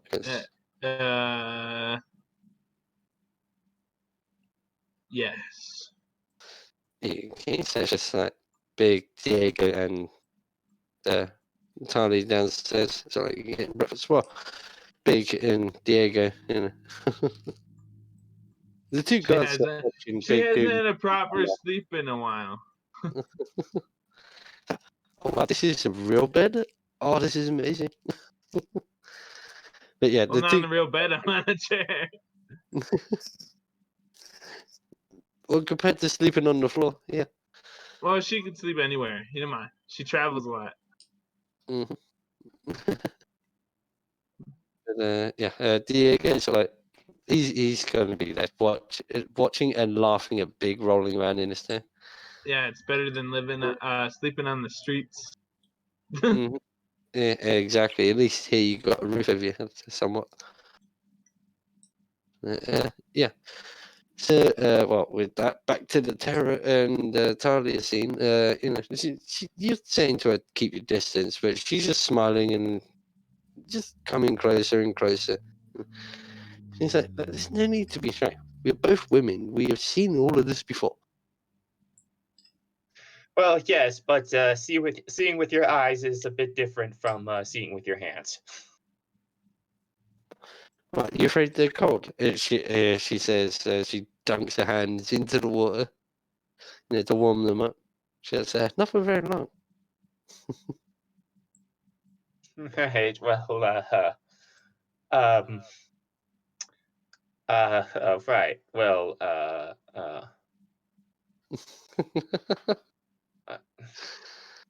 Yeah, she smiles at you, and just laughs and says, "Don't worry, honey. You just need someone to help you clean yourself. I mean, look at you. all right. You're acting like Yeah. a deer that is being hunted. This whole Or campaign is wide-eyed. getting more and more anime every day. Yeah. Well, I tried to have a cigar. I'll give it. Right, shush. So yeah, Tlali will just What? go, all The right. campaign sounds actually kind of cool. So yeah, Tlali will just, all right. All right. And she says, well, that's good. They're much better. And just reaches for like different soaps and perfumes and says, these are all gorgeous. We'll find the one that's perfect for you, though. You know, Right. and And the so- longer that Tara goes without getting like, gropey or at something she shouldn't be cleaning, then the more relaxed Tlali's gonna get. But she does start running her fingers along like the edges of some of your scales, so across your back. And asks her, so what are these like? You know, do they protect you in some way? Tlali's a bit short on words, but she'll describe as best she can. And Yeah. because like Tlali is not Tlali is not aromantic, but she is asexual. So Well, like that's the thing. she likes the physical contact, but sex like is kind of just makes her very nervous. Well, Terra doesn't have any sort of like inhibitions, you know. So, I mean, like Cherokee women are just built that way. No, I know. No, I know. It's just like if it's clear that Tara is trying to bring this into sex, Tlali is going to stop. No, but she is somewhat handsy. You know, she does Copperfield when she thinks she can get away with it. You know, because here's the thing, right? I got no problem with anybody's sexuality, straight, gay, doesn't matter. You know, so I got no problem role playing either. Right. So no, yeah. Tlali's basically going to just make sure that there's a limit in place. Mm-hmm. Yeah. You know, like a good half an hour, 40 minutes or so, you know, goes by, you know, and Man, Tara is really stretching this for time. Let's get, gotta Damn. get you clean. 40 minutes. The water's not Yeah, hot well, anymore. It's yeah, actually I've never icing ta- over. yeah, but she's using I've never different taken a soaps. shower that long. The fuck? No, but she's using different perfumes and different Yes, soaps. Tara's stalling for time, I imagine. You know, so she's trying to find the fragrance that's exactly right for you. You know, and she's basically confident that she's found it. Right. which leads to a sort of somewhat sweet but also slightly bitter smell. Kind of like good for you, but at the same time, don't get too close because it's venomous. She's like, yeah, that is perfect. And she holds up the big ass freaking, like, well, I would say towel, but just something to cover up yourself and dry yourself with. Like Tara holds out like a little dry wash rag or hand towel, and Clawley just looks at it and reaches past her for a real towel, and Tara just looks disappointed. Yeah. Allow me to dab you dry. Mm-hmm. Here, let me dry your hair. Yeah. So with that, you get dressed, in whatever it is you're planning on wearing for the day, and you the head warm back up. clothes. Yeah, you head back upstairs into the main room. Which I'm pretty sure Diego and Big would be back inside. I gotta get me some food in me. Mm-hmm. Waitress, bring me a horse, or I am hungry. Mm-hmm. Yeah, Magnolia. I'd say by this point you probably would be awake. It's like relatively late. Has Aaron or either of my pets come downstairs in the time since then? Aaron has, yes. He's already up at the table eating breakfast. I do my morning washing my face and putting on the little bit of makeup that I wear, lipstick and eyeliner. Mm-hmm. Not fancy, not and other makeup words. no. Yeah, not the not the process that Clawley just went And through. she's like putting in Yeah. her hair extensions and her fake nails. They're like 3 inches longer than they need to be. Yeah, but Tali's now feeling somewhat more girly than she has in a long time. Right. And in fairness, she was actually covered in like sweat and dirt and mud and blood. Yeah, exactly. It took a while to get it out of your hair. So. I imagine there's like lots of blood smeared out Like front. at first, I imagine never at first mind. Tara's like, "Oh, let's get you clean, dirty girl," and then after a minute, she's like, "Oh my god, you actually are a dirty girl. Like, let's actually get you clean here." Yeah. It took her 20 minutes of a brush on your back to get all the freaking off. And she had to fill Yeah, the bath a couple times because the water was just was opaque. Now your scales are shiny. The few that I've got. Yeah. Mostly down like your chest and your back, covering your shoulder region, slightly coming up to your neck a little bit. All right. Almost kind of like a bikini top kind of thing, but longer. There we go. So, Tali's gonna sit down with everyone else once all the morning routines are finished. So anyway, now that V knows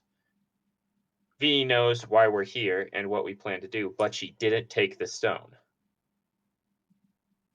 So and she didn't substitute it. She didn't trap it. What that tells me is that she knows what we do. The stone is useless without the blacksmith. Yeah. Wait, am I? Yeah, I'm there, right? Yeah. Yeah, Clawley waited for everybody. Yeah. I'm eating breakfast while I'm listening. Yeah, I'll move everybody back around the table so you can. Yeah. So yes, that is my thing. I think she's going after the blacksmith now. So we need to move out. Yeah. So like after all the points that he's not here, but after all the points that Dago made about all the reasons that we would be safe here and not to travel, then Clawley says, "Yeah, I do believe we are going to need to risk traveling if we're going to reach the blacksmith first." Which, according to my notes, is either going to be in the capital or the Valhallan Mountains. Or no, the capital of Valhallan or hunting in the Troll Mountains. It's at Val Alon. Van So, Halen Alorn Mountain. with a vowel in front of it. The Valhalen, capital Valhalen, or the Troll Mountain. Alorn. Alorn. Take away the H. The H isn't there. The Metallica spelled Fortress. Alorn. Alorn. Oh, Val Alorn. The capital of this place. We gotta take AC/DC Highway. I don't know where it goes. It goes through the danger zone. So I kind of have to take a route down Kenny Loggins way.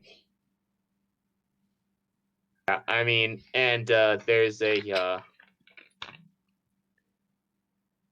I mean, we've got a. We've got a man-eater after us, but I will survive. We just need to tell Velvet to beat it. Who else is going well?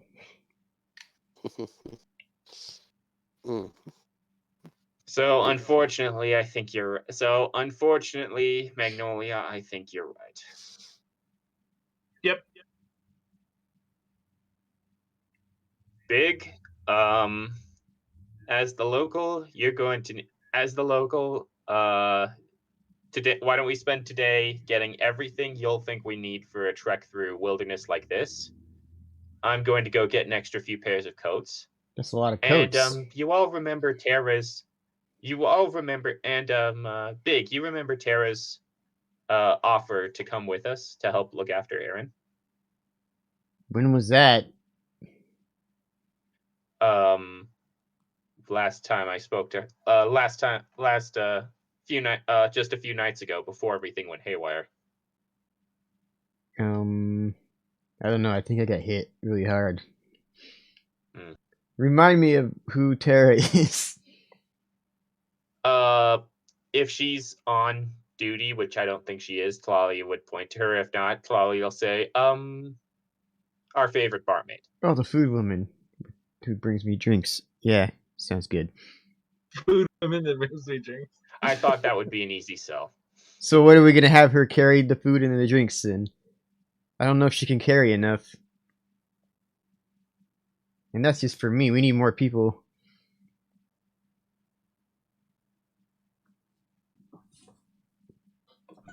We're gonna need to get some You can take care of your own.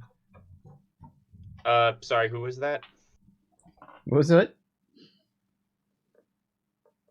Was someone just saying something before I... No, I said something about before I booze said horses, but other than that... Oh, yeah. You can take care of your own. Tara's been looking after Aaron like she's a little his big sister. Oh, that's fair enough. We as need somebody to frequently take as care we're of the called weird away. boy. And as frequently as we're called away to go and well, let's be straight with ourselves, murder things. Then having someone to look after him might be a good idea.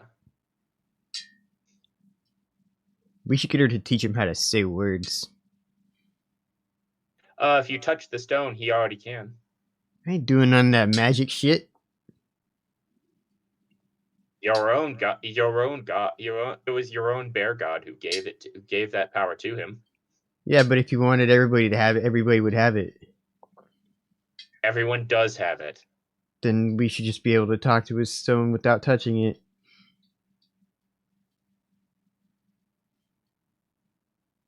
All right, then. You start. We should be able to touch his stone without touching it, and Claudia just freezes for a minute. And then she applauds you a bit slow. Then she gives you a couple claps just for applause. So hang on, what? Who's doing what now? We're arguing about magic.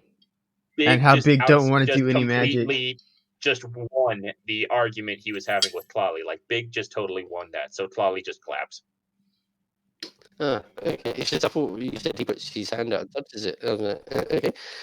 No, I was saying like you could talk to Aaron if you reach out and touch the orb, and he said I'm not doing that because it's magic. I don't want to wake up in a volcano. Your god gave it to him, well, if everyone could do it, well, if you wanted everyone to have it, everyone should be able to do it. Kalali said, everyone can do magic. Oh, yeah? Then talk to him without the stone, was Big's response, to which Kalali did not have an answer. Like, Big totally won that one. Yeah, sorry, that's a good one. Sorry, I got distracted for a second. My cat was being cute. But yeah. As you're discussing that, though, Tara is sort of like bringing over food and such, and she overhears what you say about her, and she's like, "Look, regardless, I'm not leaving that boy alone. Where he goes now, I go. So you'll either have me with you, or I'll tag along behind you."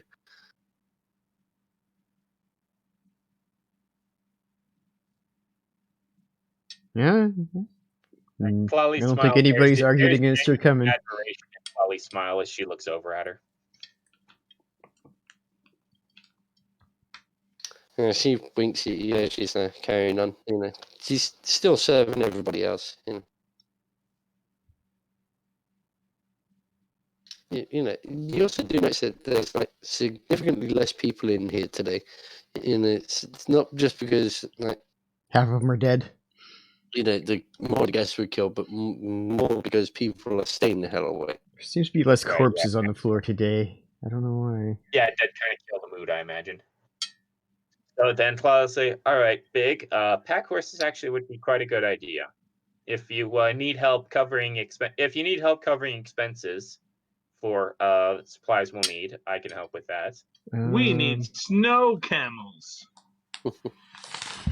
We get some pack M&Ms and some like sleighs that they can drag, so we don't need as many.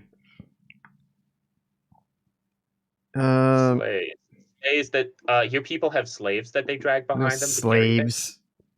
sleds, Cherrick horse are sleds. anti-slavery. We need servants to clack. We're anti-slavery. We Behind force it. animals to do our jobs for us. So, like he says like sleigh, like a sled. Kalali just gives him a flat look of, those aren't words.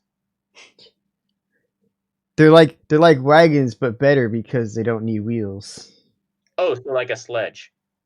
Well, how much are they? Shut up. That's how much. Well, I could pitch So- in. I just got 20 grand. I could pitch in and buy a good, pretty decent sleigh, probably with a roof and stuff. How good are you at talking to money guys? I found that I'm not very business-like. Let's see. I don't say I'm a silver tongue, but That can be, well, then we can start on our teamwork right now. Big can find what we need. I can talk to the merchant, and Magnolia's wallet can pay for it. sounds like teamwork. Good plan. I'm gonna go out looking for the horses that are a slight match for Wilson, if possible. Right. Kalali will stop and get a few extra like heavy wool shirts and stuff. Like extra warm clothes. Yeah. Look, you're looking for clothes. You head back upstairs. And you find the woman. That runs the shop is actually still awake. She hasn't fallen asleep. The other lady is like snoring away. But she's like, this is what you wish to do some business. Okay, give us like 10 minutes. To wake myself up a little bit. I'll go outside and possibly sit in the snow for like a couple of minutes. The cold will wake me up, no problem. Cherrick women are just unstoppable. I am tired, but I'll get the place opened up for you, and digging out a few things that should keep all of you warm. How many people are my outfit in here? 3 women, 1 man, 1 big, and 1 child. Okay. All right.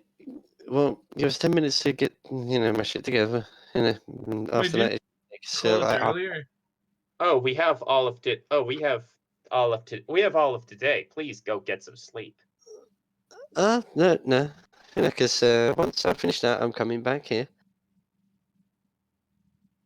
So don't you worry about that. We're hardy people. A couple of days without sleep is nothing. Try giving birth to The these males. entirety of the warmth of this country can be found in the hearts of this people, because there is none in the climate. I have discovered. Why? Thank you. That's a rather. Which makes it something of an anomaly, Clawley thinks to herself. Yes, she gets up and she heads off out. Makes it to the shop. When you get there, she's. While she's out, Clawley will check on her pets. Well, Erend is holding on to both of them. He's got one little raptor in his lap, and a snake sort of curled around his wrist. And he's giggling away. Are they talking to you? Not to me. Animals don't talk to me. I'm not Dr. Dolittle. Oh, I wish I could. Well, no, she's talking to. She asks Aaron, does she talk to you? And then touches the stone. He's like, no, but they tickle. And this one hurts. He points to the little one, with the little teeth. Yes, she doesn't. She's just a baby. She doesn't have the discipline that little sister there does.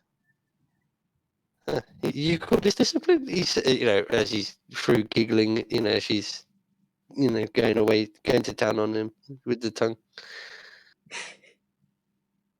Well, I'm very glad she likes you. So Clawley will reach over and attempt cure light. Or cure wounds. Just a little bite mark he's got. You can see that when he says they hurt, I'm actually not actual damage, but yeah. I mean, there's no physical damage. It's more a case of like when a cat lightly gnaws at your skin, and it just leaves a little mark. That's all. No, I've never had a cat. But, he's not taking any physical damage. Yeah, that right. I wanted to do that anyway.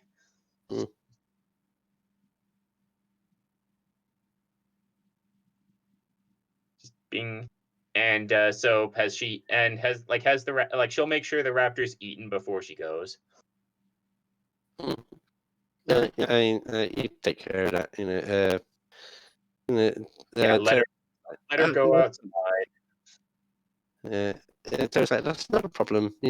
I can have one of the other girls take care of that. Well, I think Clawley's gonna do it herself just so she can get in the habit of seeing what the raptor does and what she needs taken care of. Under natural habitat, the snow. No, it's not natural habitat, but raptors are feathered and they're warm-blooded. Raptor, go out there in the 18-foot snow and see how you handle it. Catch yourself some food. That moose looks good. You see that relatively quickly that his plumage is coming through, quite quickly. But you not really sure if it's more to do with the climate or natural ability, i.e., if his body's adapting to, Right. So. Also, Raptor was the girl, right? Pardon? My raptor was the girl, and the one that I let the gods take to wherever else was the boy, right? Yeah. All right. So yeah, then Clawley's gonna head out, go clothes shopping, and she's gonna try to grab Magnolia and say, "All right, let's get started." Yeah, Terra walks out with him. He's screw that job. I'm leaving anyways. I overheard that you guys saying that you need a sled. If you come with me to my place, I can. I've got one there. We can bring it back if you wish. Could we manage to get like a? It'll only do like 3 people at most. Oh no, we need horses for people to ride. We need to put stuff on the sled. Well, no, it's a sled. It's got like the open back. Is more that, but that's more for carrying stuff. We need cargo. We might throw the boy on as cargo, but I don't think we need to. I think he could do it. You can't live up in this place and not be able to like ride a horse and walk through 18 feet of snow and punch out a bear in a wrestling match. No, that's warriors. The rest of them don't really have that kind of chance. Plus, small child. It's just letting you know that one. Well, you throw them into it and they get used to it real quick. Because if they don't, yeah, she's like, yeah. Do you want to grab that with us? I've got to go grab some of my the rest of my equipment. She says this frying pan ain't going to do me very much stronger. And as you look at that frying pan, you notice it's got like a little. Well, it's got a handle with a crossguard. It looks almost like a dagger that ends in the shape of a frying pan. Huh. That she's like, this is still my preferred weapon, but I still need to grab the rest of my stuff. we need to get more of those. We need to cook up some real good meals that can kill folks.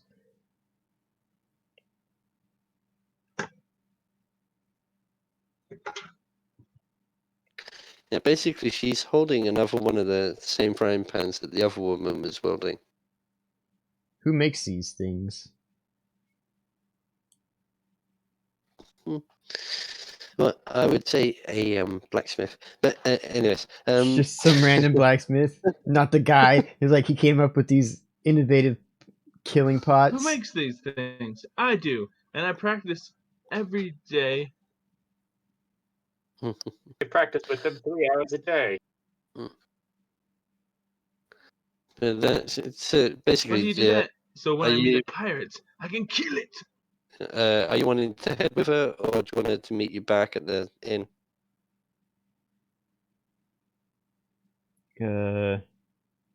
Tali. Yeah, meet us back at the end. Yeah, she says. You're gonna go and get out and get extra clothes and furs and stuff just to in case something does blow in. When you enter the shop, the woman she greets you. She says to you, "Look, don't worry about the price of these, okay? You've had it rough over the last couple of days, and you just got here, and what a welcome. So don't worry about paying for these. Just make sure you do me one thing. You take care of that woman and that little boy."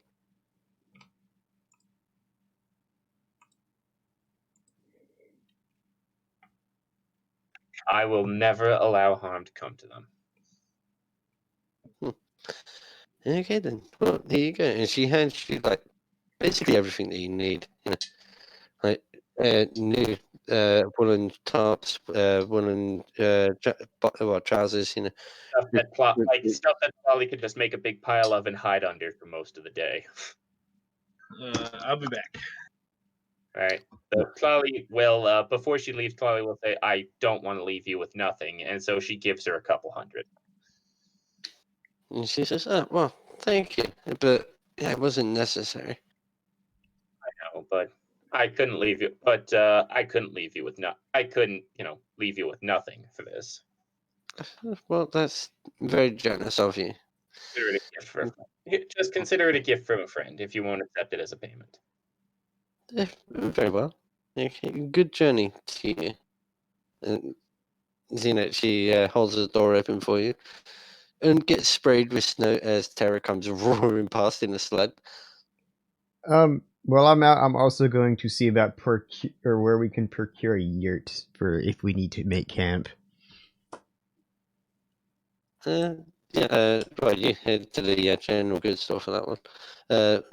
And there's like a old gentleman like with a long moustache, and the beard part is like very scraggly, in his old age, and he's wearing like the most tiniest of glasses.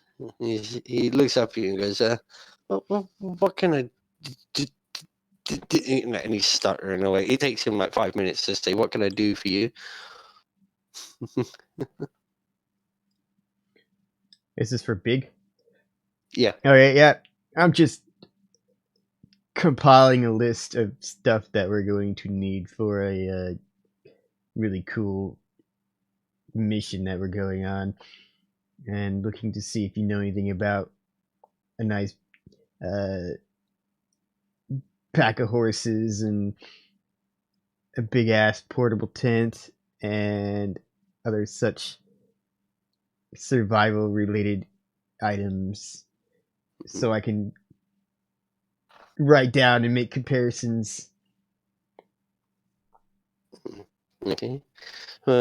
He nods, and because he's aware of the stutter, he just and turns and starts grabbing stuff down.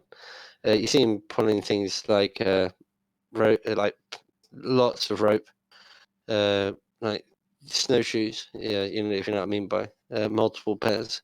Right. Like 3 or 4 sets. And enough, or basic kind of like stuff to make a couple of tents, lean-tos, and so forth. And once he's finished his starters and says, the horses you get at the stable. Alrighty. He points at everything and says, well,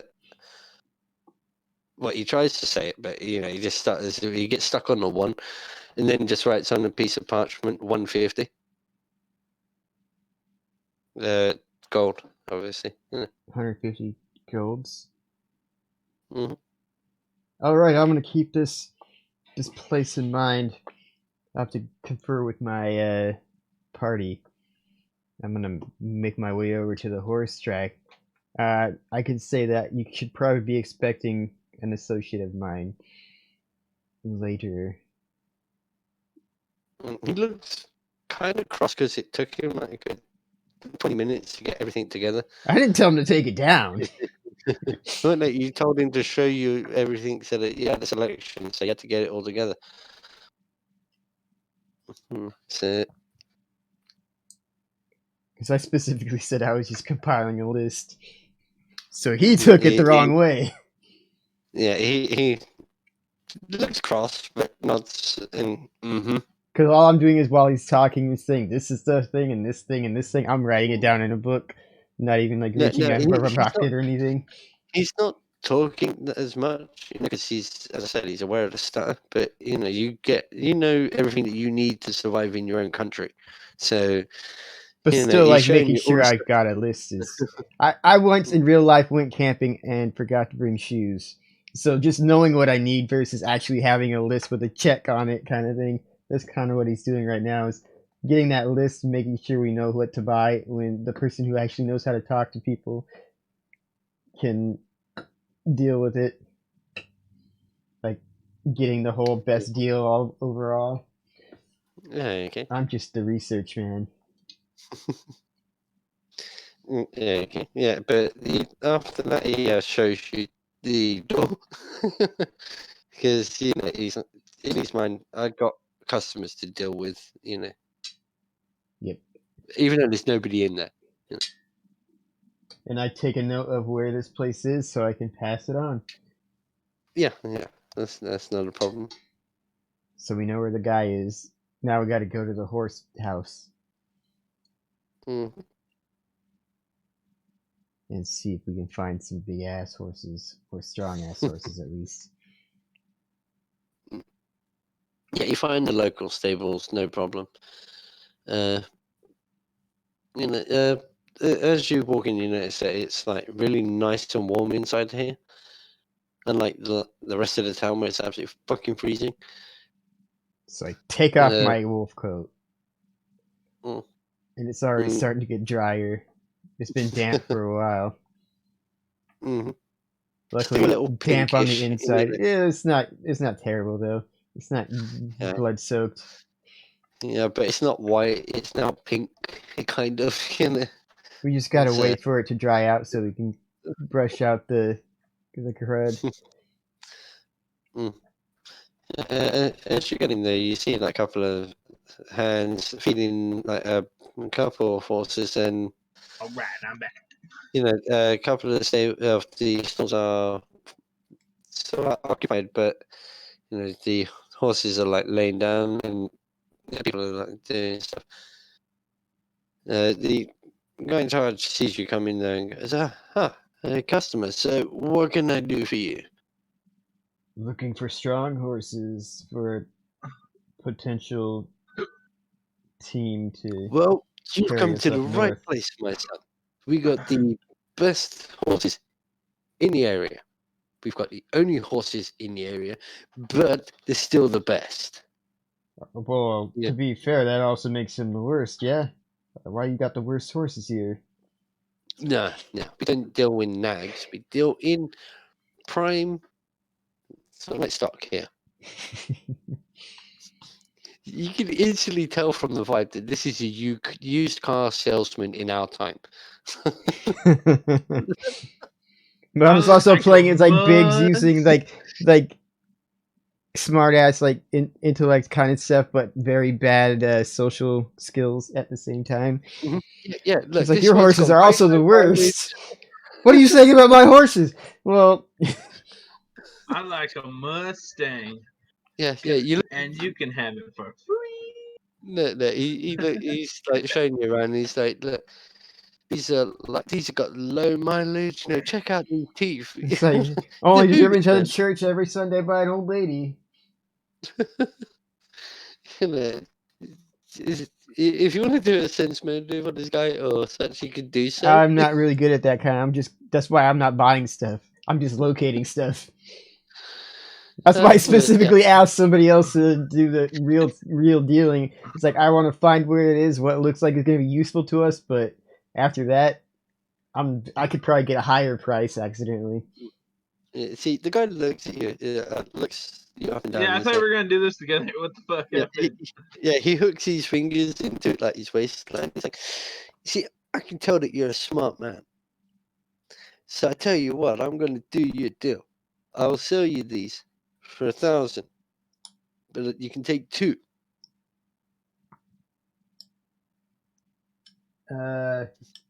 So I'm not gonna try to sense his motive. I already don't trust the man because I'm smart, but I don't know if he's lying to me. But I figure he is because I've dealt with people. So I'm not gonna even try to figure out him specifically. What I want to do is look at the horses and see how strong, like as far as horses they are. Like, can I do like a nature check on them to see if they look like they could handle going out there, like nature survival or something? I'd say that would be a nature check, wouldn't it? All right.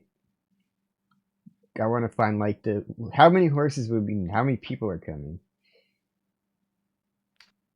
Well, there's you 4 plus 2 others, so 6 total. We've each got our regular horses. We need a couple to carry like the sled. Says I have a horse. So maybe like 3 or 4 horses. I'm gonna look and see which ones look like they're good. Oh, hell yeah. That'll be a 26. I'm gonna like kicking the tires and like all that kind of nonsense on the horses. Yeah. You look over the 2 that he was in, like the one that he was in the pointing hooves. You was looking. You look over the one that he was pointing at you, and the one that you look at straight first away, it's like, no, this thing is a nag. This thing couldn't even pull an apple cart alone. It's like, but then the second one looks a lot better, and the third one, is in the same conditions as the second. But the last 2 are huge and look a lot better than the rest of them. So I'm drawn to those ones. Mhm. The ones that Yeah, because there's only 5 horses here in total.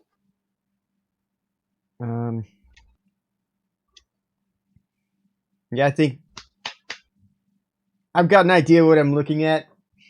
I'm gonna have to go consult with my party.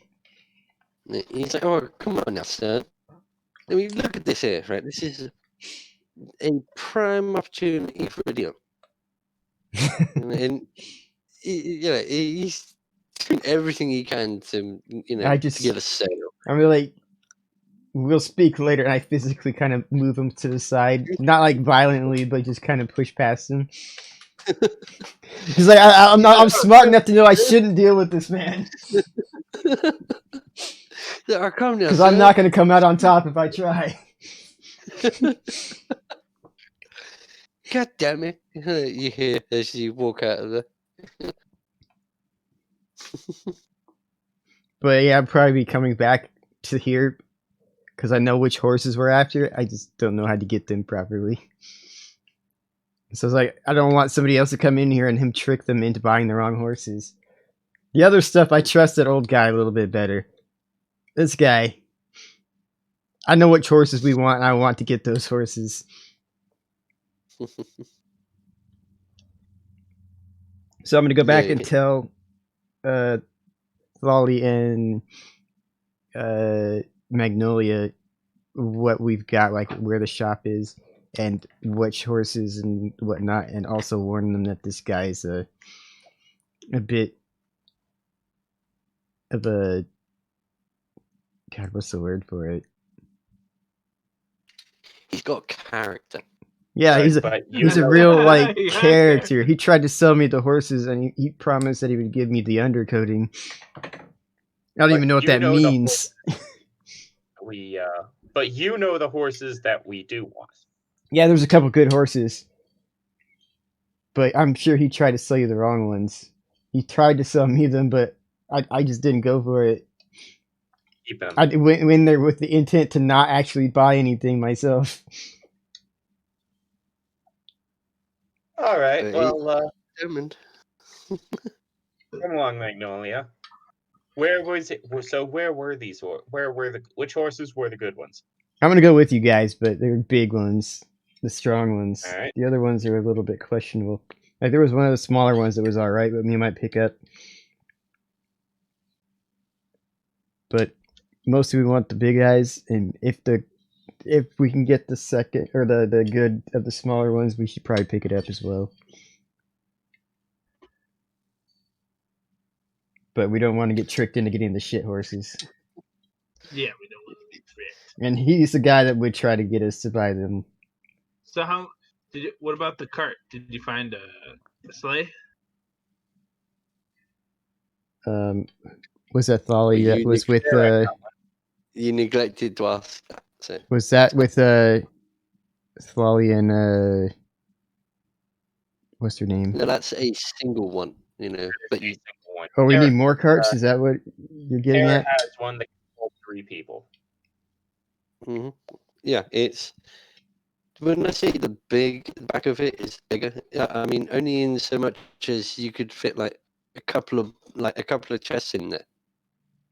Okay. I want to see if anybody's got like a cool convertible cart then that we can put wheels on if we need it. Okay. It could be easy if you make the things really low to the cart really low to the ground, but then Yeah, it's like if we can get something where we can like attach and detach wagon wheels. I would assume they might have something like that around here because there'd be times when the snow's not quite thick enough. But then there'd be times when it's too thick. Here's the thing, in Charrick it snows year round. Yeah, well, there's Yeah, still it's going to be just like rocky areas and whatnot, right? And it's got paved roads. Well, somewhat paved, if you call like ice. Well, stone covered in ice. Well, whatever, we're going to Ice. find a usable cart. Iceland Slayers, But yeah, I mean, there are ice carts as ice well. truckers, but it's ice slayer.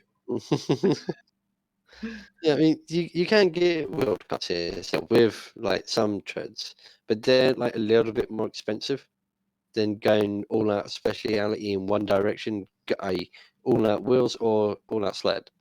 And Well, I would assume so. I was just looking for the like if we get to a point where we can't just do the sled, we could pack Mhm. everything into a thing, put the wheels on, and continue if necessary. one thing I would suggest though is that somebody goes and collects her money before she does this. Oh, I thought I already did that. I'm gonna go do that. So I go do that right now. Mm. Well, before we do this all, I need to go collect the money. That would help. I guess I'll just go along, like, Mm. so we could just kind of meet outside the building where she's collecting shit, Mm. and then Yeah, move along you make shopping. it sound like the guards, the guards main headquarters, and you get led inside straight to the captain almost instantaneously, and he's like, here, it's good to see you back here. I've disposed of your previous bounty. I've also signed off on it legally. So whoever put that bounty out now can go suck a chode. The law's dealt with it. Professional speech there. Now, I do not have. Well, yeah, I'm just using my language. But yeah, he says that I do not have a image for your friend, but you know what she looks like. Yes. And do Here's you have the official contract? yes. Seeing as this is going to be a personal bounty, I'm going to literally have you sign a contract, if that's acceptable. So nobody else will be going after this bounty but you. Okay. All right. Okay. He shows And- the paper. He done the paperwork already. yeah. He instantly just pulls it out of a drawer and hands you a feather and the inkwell. And says, "Okay, I just need a signature." And Okay. I Yeah. read over it. What's it say? it says that you are under the services of the Cherokee authorities to capture, dead or alive, this woman and bring her back to stand, to pay for her crimes against the Okay. people. And it says 50,000. Hmm. Okay. All right. I sign your copy, and I'll sign my copy, and shake hands, and boom. Yeah, he says, "Okay, pleasure doing business with you." Now, here's the sorry, one sec. Yeah, he says his money for the previous job. And he hands you like a buttload of gold, basically. Oh yeah. Oh wait, I Mm. forgot. Did it say anything in the case that I pass that the money will go to Big, or they can fill the contract, right? Well, it's more a party thing, but it's you're the bounty hunter, so he's assigned you to the task. Oh, okay. As long as somebody brings back her head in some form, Okay. he'll be happy.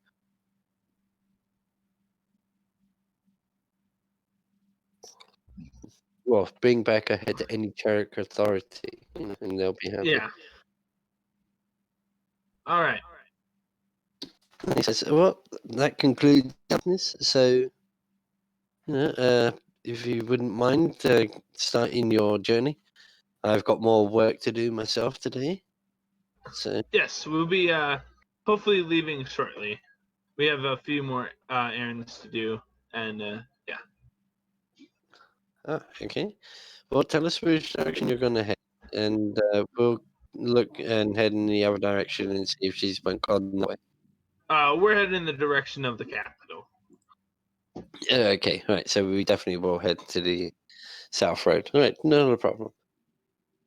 All right, well, farewell to you then, and have a safe journey. And you if you find her, be safe.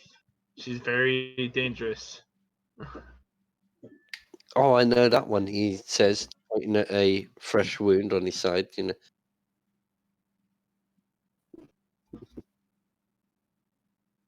All right.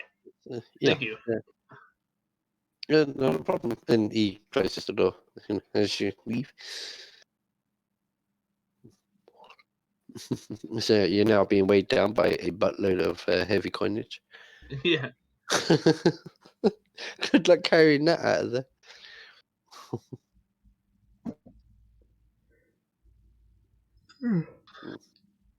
Oh crap! What's going on? What? All right. Mm. Well, I feel like we should get the horses. Probably the best thing to do first, because we can't have the horse. 1 second. I'll be 1 second.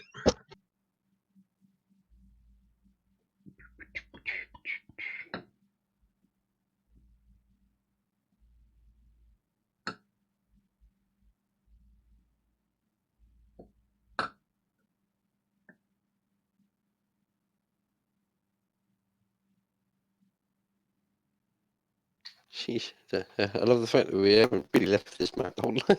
Sorry, guys. Okay. All right. Back where I was. Oh yeah. All right. I think we should get the horses first, because it's kind of hard to pull a cart without horses. Or if we get the cart first, can you pull it? As long as it's empty, probably. So it's But your guys' choice. I think we should deal with the horses. horses, get that out of the way, because after that, everything should be pretty chill. I just like that guy that with the horses. It's a little bit of a problem. So we get Flolly to deal with his mouth, Okay, unplug it then.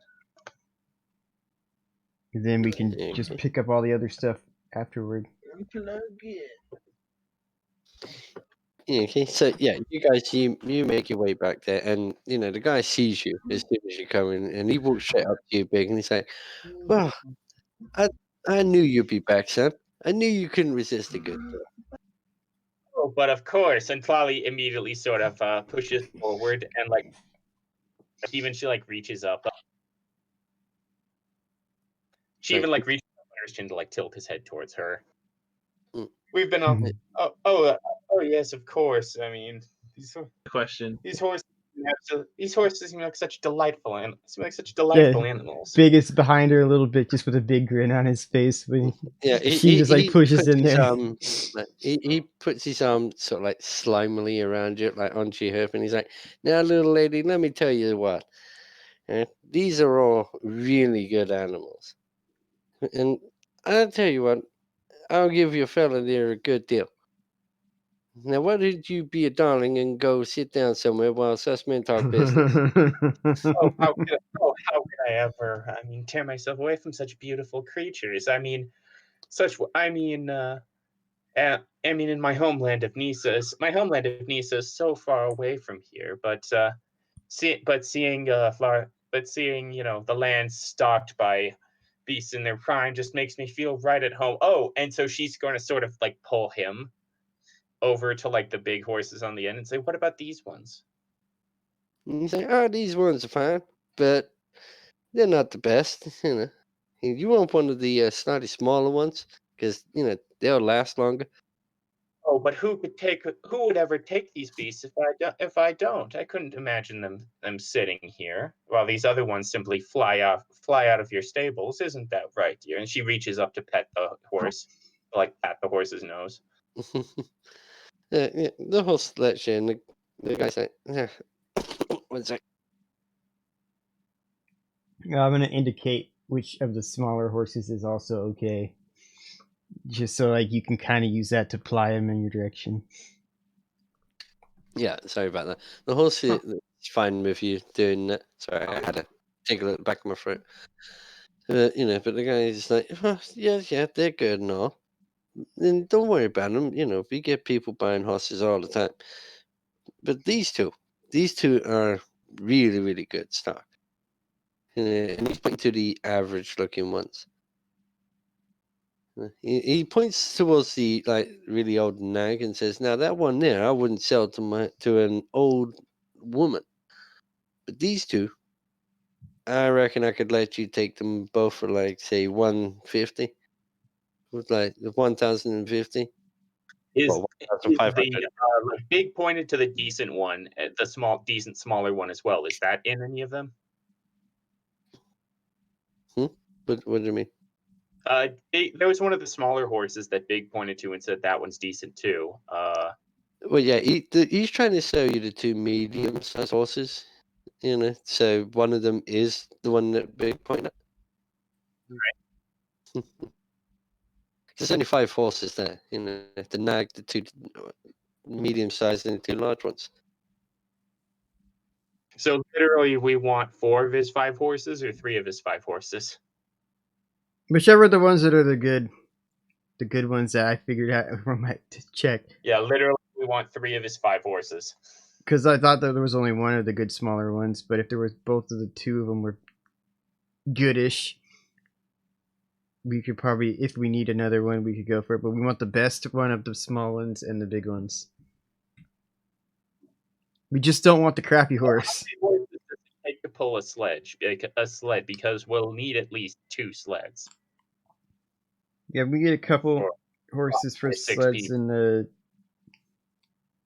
we've each got our own horse already. So we have one that can carry somebody if we need it, or just another pack horse.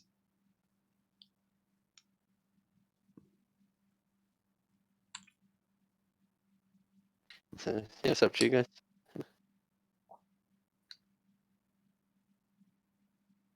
Yeah, and I also hope I'm doing the slimy businessman quite well. Yeah, Yeah, it is. So it looks like most sleds are either, just 1 horse or 2. Or sledges.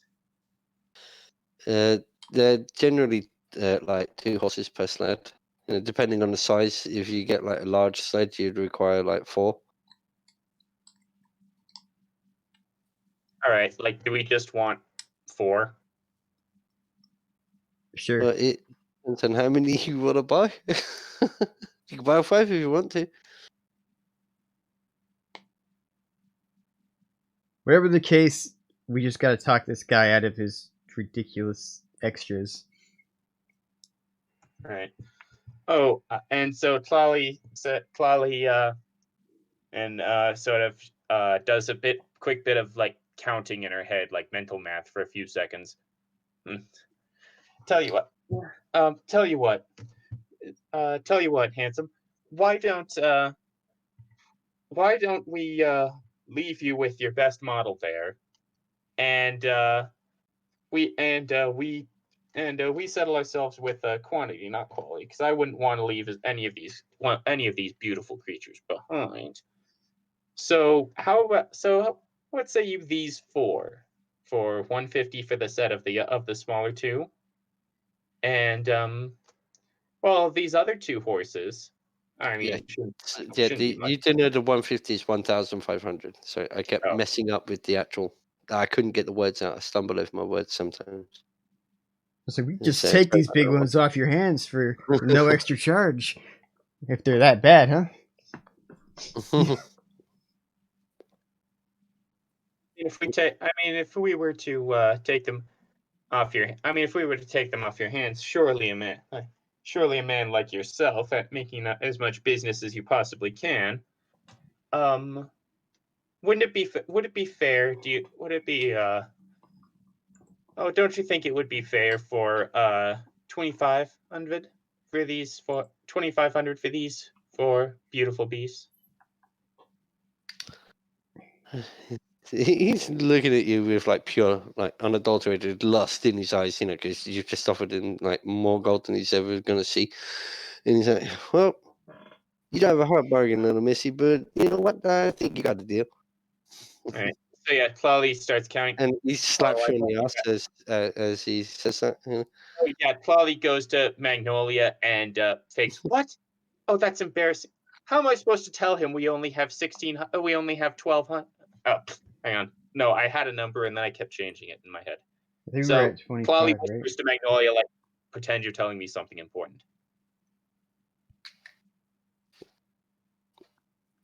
Whisper, whisper, whisper, whisper. Okay. What? How am I supposed to tell him we only have 1,700? We only have 1,700. What? Oh, he would never want these. Oh, he would never want these beasts for such a poor price like that. Nope. Sorry, little missy. We said we had a deal. Because Well, he's listening into what you're saying. Well, He's a that's family businessman. absolutely. He's got something right there. Well, that's absolutely true. Sorry for wasting your time. Mm-hmm. I tell you now, you ain't gonna find any other horses around here.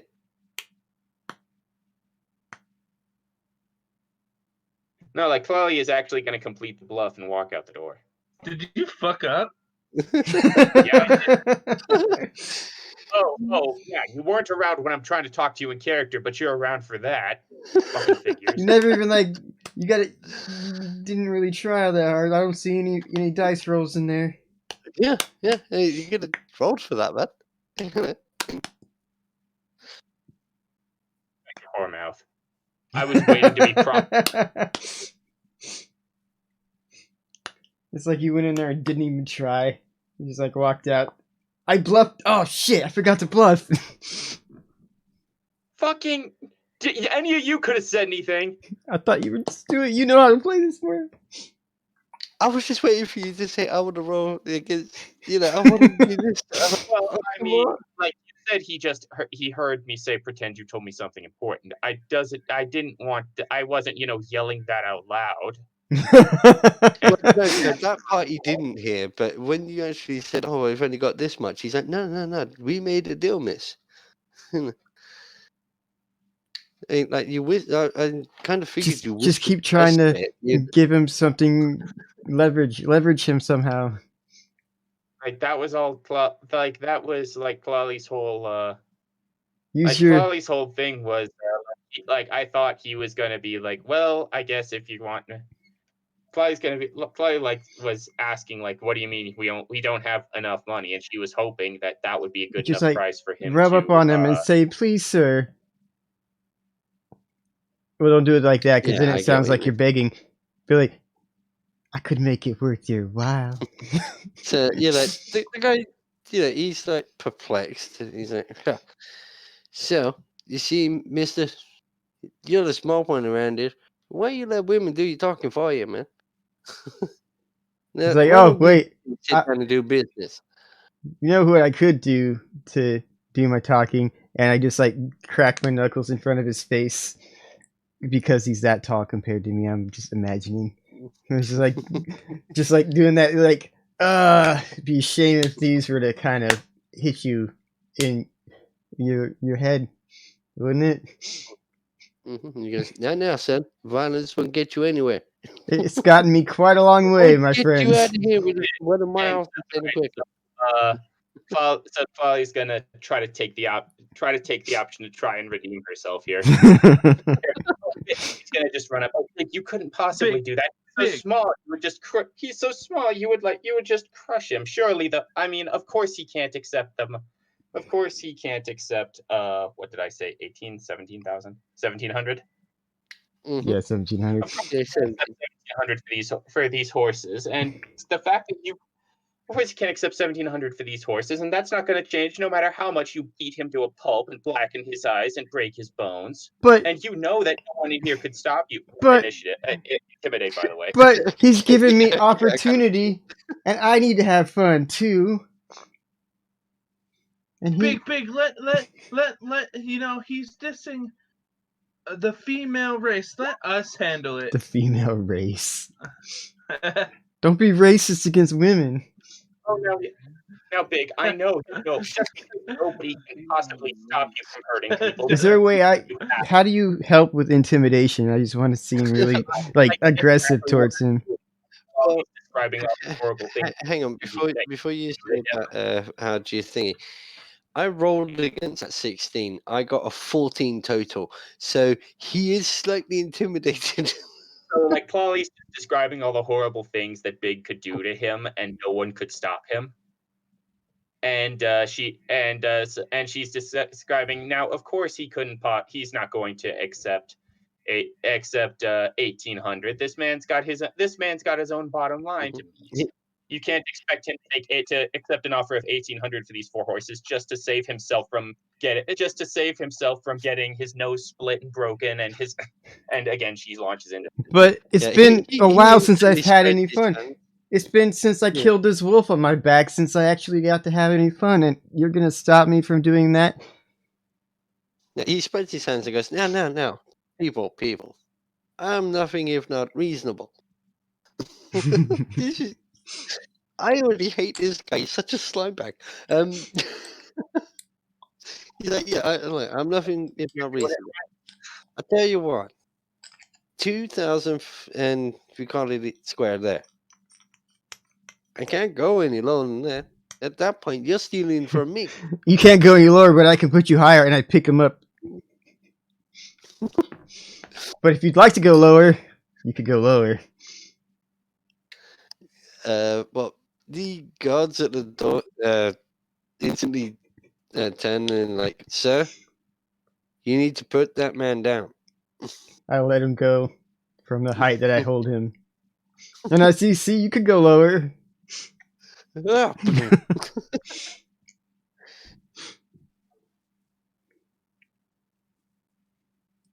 All right, Tlali's gonna try something else. Like, come on, selling 4 horses. Come on, he can't sell 4 horses for 1,800 and suddenly have all this all this stable room open and have everyone from here to the capital knowing where these horses came from. That's simply not payment enough. And can I try persuasion there? Yeah, you can try. Wait, for real, it's 1,800. I don't want to pay for that shit. Hang on, I'll roll. Handling, she doesn't know what a good horse is worth. She just recognized from reaction that 2,500 is too much. Yeah. I don't know the value of the horses, but I figure they're worth what money we have. In quotes. Sorry, what was that roll for again? That was persuasion to say, okay, now Big, just the fact that we're riding to the capital and everyone will know where these beautiful beasts came from is not factor enough for him to knock 200 gold off of the deal he just made us. He picks Wait, himself up. Does that mean it's 1,800 or Yes. Yeah. 1,800. 1,800? Yes. Yeah. Oh, that's not bad. Shut up! It's bad. Yeah. No, I didn't say that in character, though. I didn't say that in character. I thought it was like 18,000. I'm like, that's most of my money I got right now. Fuck. Yeah. Yeah, but he's like, yeah, no. He's, as I said, he's a slimy businessman. What? Oh, sorry. Okay, but he says, well, I'll tell you what, you actually make a very good point there, little miss. So broken bones make pretty good points. 1,800, but you tell people that when they want to buy a fine horse, they got to come here. I thought I didn't have a head for all this business talk. Thank you so much. So, he's sweating profusely. He's going to step back and let Magnolia pay the bills and let Big get the horses. So yeah, I'll rope them up and pull them and put them wherever I've got Wilson. Now, he but pulls as out I 4 saddles and says, but these are going to cost you 50 gold a piece. What's going to cost 50 gold a piece? The saddles for the I don't know. Thank you so much for considering that, but we won't need that. These are for pulling the sleds. Thank you so much for. I'm gonna say pleasure doing business with you, sir, and I'm gonna ruffle his hair like a little boy. He's gonna. No, sir, you stop that. Right, now, Polly is going to stick her hands into her coat to warm them up, to look like she's warming them up. You know what she's really doing. Mm-hmm. And she's going to grab the guy's hand. Thank you so much. You Mhm. know, I'm starting to think I do have a head for this business thing after all. She just Right. gives him this incredibly fake saccharine smile and just leaves. And leaves Mhm. with everyone else. Okay. Yeah. He waves at you with his leather gloved hand and says, "Well, it's perfectly fine." You threw that in at the end. Leather gloved hand. God damn it. He's got to take that glove off sometime. And Yeah. it'll hit him in the middle of his house, and he won't have any idea. I know what you're trying, but I already pictured him as this smarmy businessman wearing gloves and like the cowboy hat and all the rest of it, man. It's just Well, it'll hit him eventually. He's got to touch that glove sometime to take it off. He uses his mouth to when he take it off shakes by the in finger hand and of the just next gets right in his. customer, oh my god. If he touches any employee or shakes hand of any customer, he is there in for a bad day. Or oh god, he's gonna brush the one remaining horse he has. Oh jeez. No, That bad he's a horse is gonna salesman. be He- in worse shape. A dosage for a human will not do that much to a horse. That's not a very good horse, though.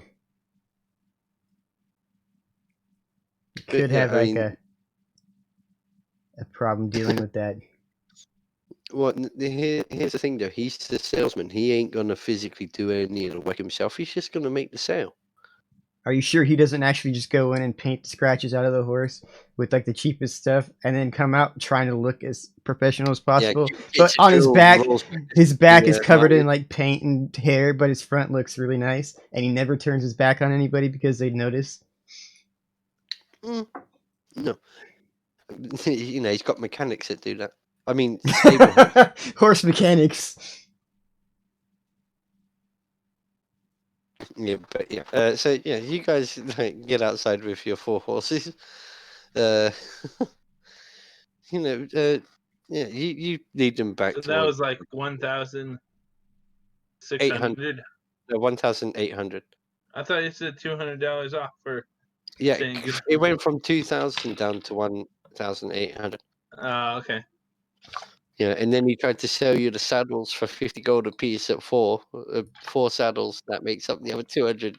He was trying to con you right there at the end, but you didn't fall for it. Oh, I I hate had more that guy. money. I think I had more money than 10 gold. What do you think? What Well, no, it's 50 before? gold a saddle. I don't know. You'd have had enough to get you like anywhere you needed to go and buy supplies. So 300. I'll have 300. I had 300. on well, me everyone before. starts off with 500 if you remember. So. Yeah, but that was like way in the beginning. But I still let new players when they come into the game. They all have that 500. That's always going to be that. You always have a So bag I of. bought my equipment. So I like to do that. Say you've got a way to carry shit and a way to be able to buy something if you need it right off the bat. But you guys get back to the inn and that, like you see the single sled out front, out front on the main road through town. And it's at that point that you realize we're going to need a second one. Why do we need a second one? A second sleigh. Not the Why? horse for 2 slaves. You've got one that can hold 3 people. There's 6 of you. There's 6 of us?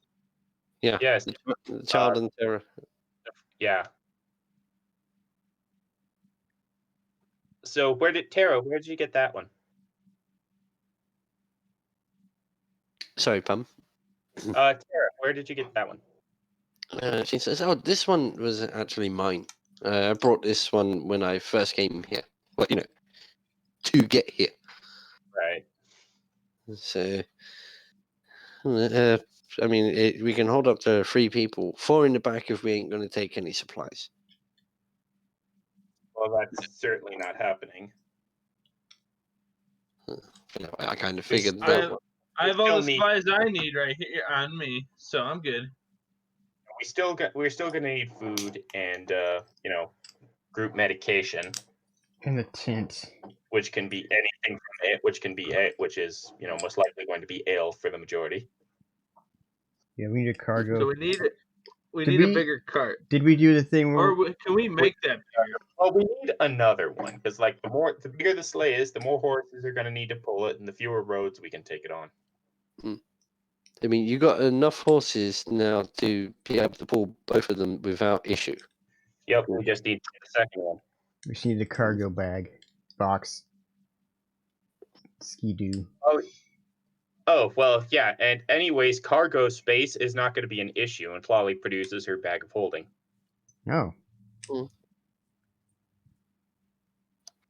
Yeah, I know, but Tara's stuff, she doesn't have a bag of holding. All of her Just stuff's in the back, so it's pretty full. Nobody's getting in the back of that one. Right.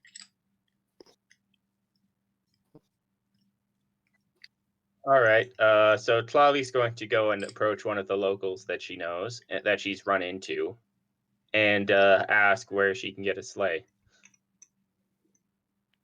They say, well, the Smith's got one, or the stable should have one. All right, Smith it is. Damn it! I was hoping you'd go back. Oh, damn it. Oh well. So yeah, you head on over to the Smith and inquire, and the guy's like, well, yeah, sure. I mean, it'll be like 400 gold there for one. I mean, it'll be in pretty good condition. We just had one that we refurbished this morning. I'll be right back. So it's pointing out into the yard. And can I get a look at it? Yeah, sure, no problem. And he takes you around to the side of the building and opens up one of these like large storage huts. And in the middle of it, you see like this quite ornately carved sleigh with what could best be described as like roses going up it, and then along the side, but with like loads of thorns and everything. All right, like carvings. Yeah. Like somebody took the time to actually detail it themselves. We'll take it. That is a pleasure doing business with you then.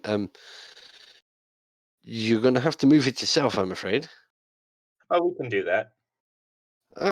That's even better then. Big horses. Do you have a time that you would prefer to come collect it?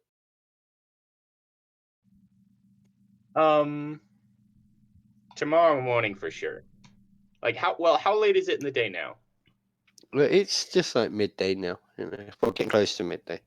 All right, yeah, so I'm making gonna it look at Bacon Magnolia and say tomorrow morning. Wait, I just got back. What? Is that where we're leaving? You want to leave town tomorrow morning? Sounds like a plan. Trying today. Like start the journey with a whole day of travel. Okay.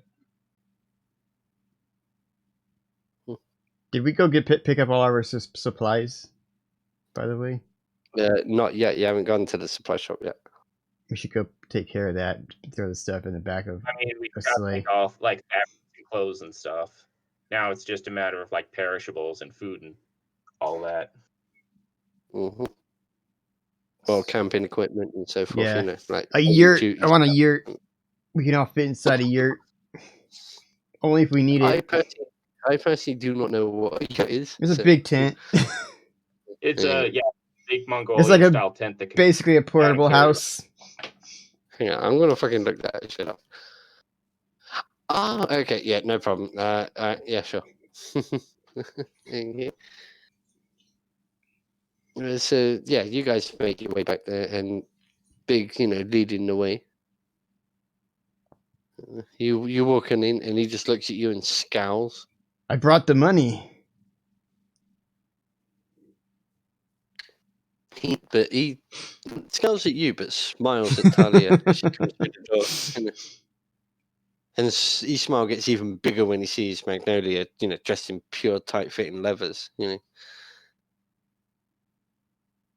And he stammers his way through it, but he basically says, "So you're after these items now, yes?" So yeah, yeah, just gonna go down the list of like what it looks like, of like what Biggs made it clear we want. Yes. Very good. Okay. He then proceeds to, well, basically box up everything, into a solid crate for you, and sets the crate to one side. Even though he's pretty old, even with the that doesn't mean any bearing on his actual strength, and he's relatively strong still. People don't get Even old though- here. We just get gray.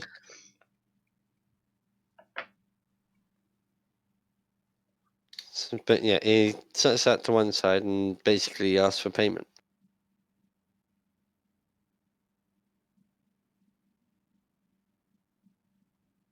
Hello? Yeah. Sorry, Yep. just went quiet. So I guess I take it you guys pay up. So just mark that off your character sheets. Like How much is that? What do we? The cart? Well, the cart was 400. Oh, okay. This crate is only 150, but it's got all of the essentials. So if say like we're going down the line and you go, well, I think I need this for the survival situation, then you probably have it. I think I'll throw in for this then. Are you sure?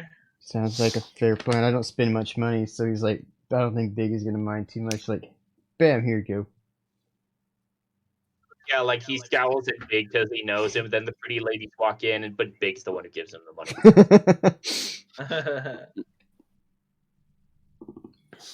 Yeah, he takes it, counts it, and then says, "Well, thank you." Did Does you this think guy I also wasn't do going to do it? Does he do what now? What? Who's what?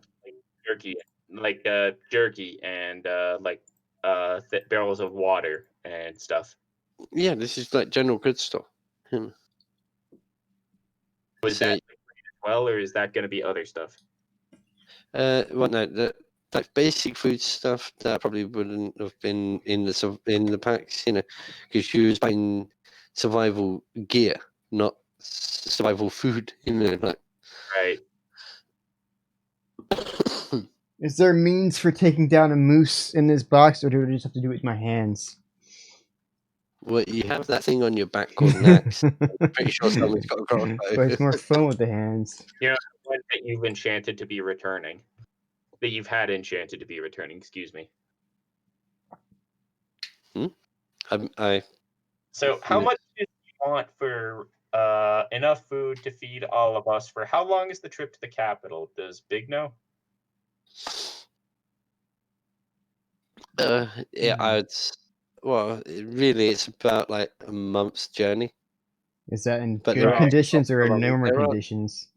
That's in good conditions, but there are Alright. stops on the way, because you're following the main road, basically. How much does he want for 2 months worth of food? And he stammers out another 50. All right, yeah, Clawley will cover this just because between her pets, she's feeding more people. Mm. 6 people for 2 months. Enough food to feed 6 people for 2 months. I know that the kid is in there, but Big is also in there. So between the two of them, they balance out.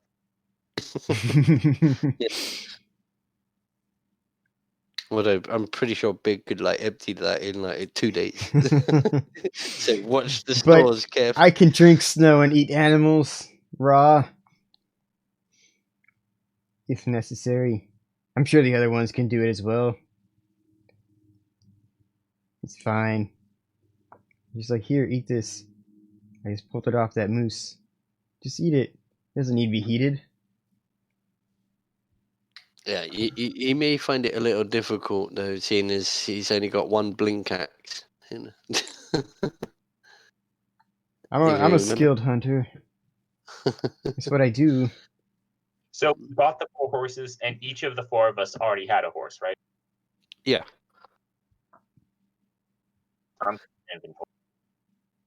I mean, you've got a couple of. Basically, you'll end up with like at least or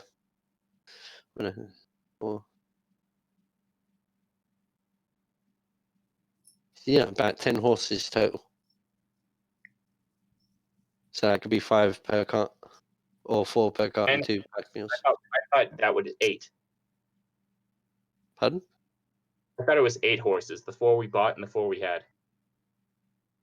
Yeah, but you also had 2 pack meals that I hadn't killed off. It's hard to keep track. Oh wait, that's right. You also killed off my horse, so we have 7 horses. Didn't you get a Yeah. replacement? Because we had 2 horses. I gave one to somebody. Mhm. When I bought Wilson, I bought the other horse that Oh somebody no, got. you did give me that horse.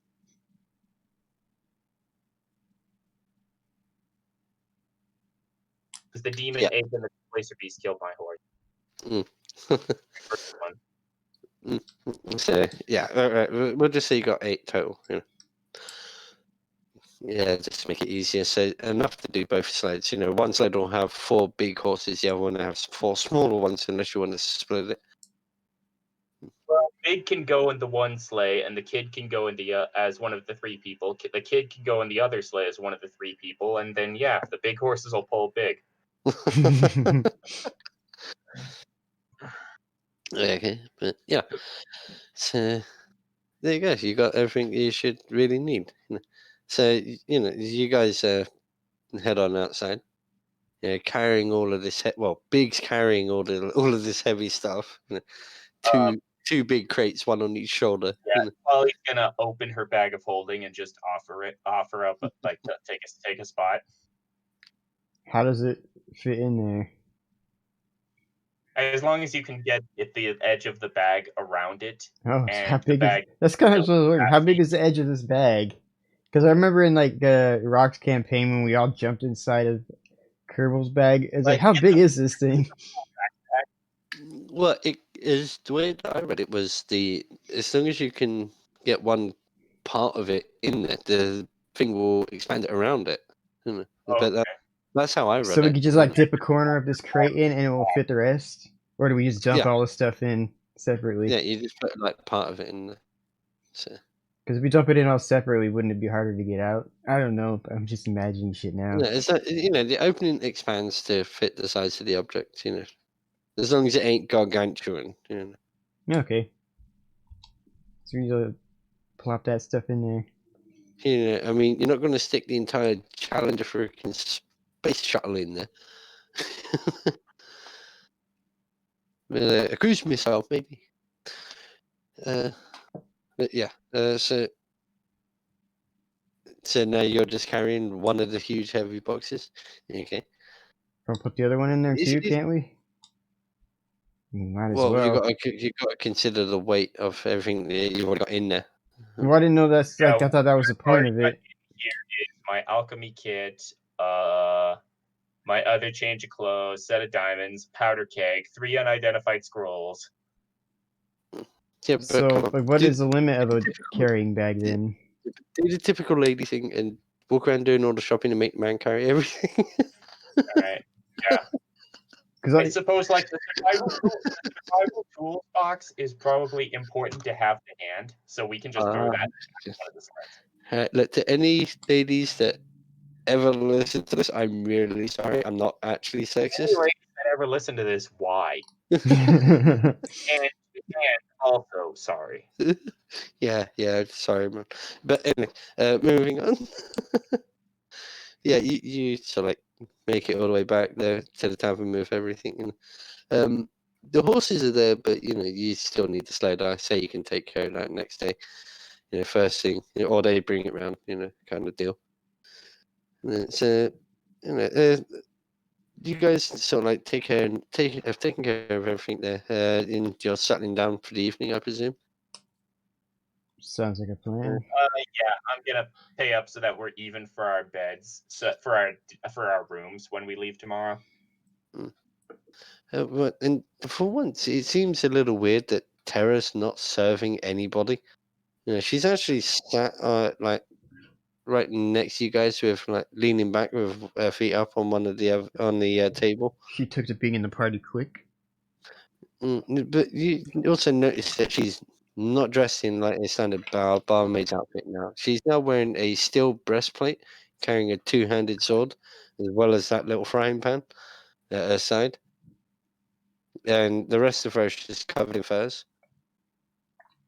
You told me you were skilled with armor. She's like, oh, there's a lot of things people don't know about me. I just didn't want that kind of lifestyle. I'm gonna Yeah, look so around at the other rest of the party real quick and just say, look at her and say, see, this is how you prepare. And look at the other ones, and they're like bundled up like little children, walking around like, I'm cold. And also we are way more worried about the cold than the two locals are. It's like, she knows what she's doing. I don't know about you three. But she's also got a deep red cape on as well as a slight silver circlet as well. Very stylish. Mm-hmm. You know, obviously she's got to look good as well as kicking ass. So, but yeah. So she like screams at the barmaids, bring us some food and ale. We're traveling tomorrow, so make it a hearty one. She put that armor on, she got a little bit aggressive. Eat my ass, former my ass, former co-workers. All right. No, but she's like, it is so good when people aren't screaming that at you. I've missed not being told to do this, serving wench and so forth. So you pay it forward by calling them serving wench. Lick my boots. You lick my whatever bitch is. Like the moment she walks out in the morning, she's gonna flip everybody off and say, fuck you. And all the other barmaids are like, I thought we were friends. Yeah. Yeah, and that's a night that's going on. You guys are sort of like drinking steadily, just eating your heart. Sadly. One of the last things, Flolly's going to suggest, early bedtime so that we're ready to go with first light. And actually, she's going to retire fairly early and bust out her brewing station. Mm-hmm. And she's going to start prepping for the trip. So between my my alchemy kit, can I make multiple different things at once, or does it all have to be the same thing? No, you can do multiple different things because you got an alchemy set as well as a chemistry set. A whole bunch of different little things. Right. So, how many cure? Can I get a few cure potions going? Yes, but that would be dependent on your skill using those kind of things. How many you got? Makes me proficient with them. Mm-hmm. Actually, it makes me proficient with brewer's supplies, but I talked to you about it, and you agreed that alchemy supplies works best for a Naisan.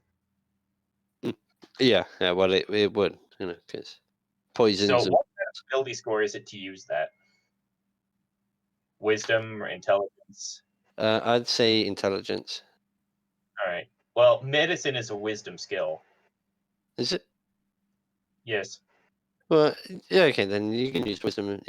I'm, as I said at the start of it all, man. I'm fairly laid back and easygoing. I don't mind either way. So, all right. That's total of 18. Yeah. Yep. No. Yes. Well, with that, I'd say you make 3 moderate healing potions. Medium ones, basically. All right. They do take a while to get. So this would be like greater healing. This isn't one of the super potions you can get. No, it's not like super strong. I mean, if you'd have rolled a 20, then it would have been. But it's above the standard. It's above the bottom line. Yeah. It's like the medium healing potions. So it's above the bottom line of healing potions? Mm-hmm. All right, so then these will be 4d4 plus 4 every time someone drinks one.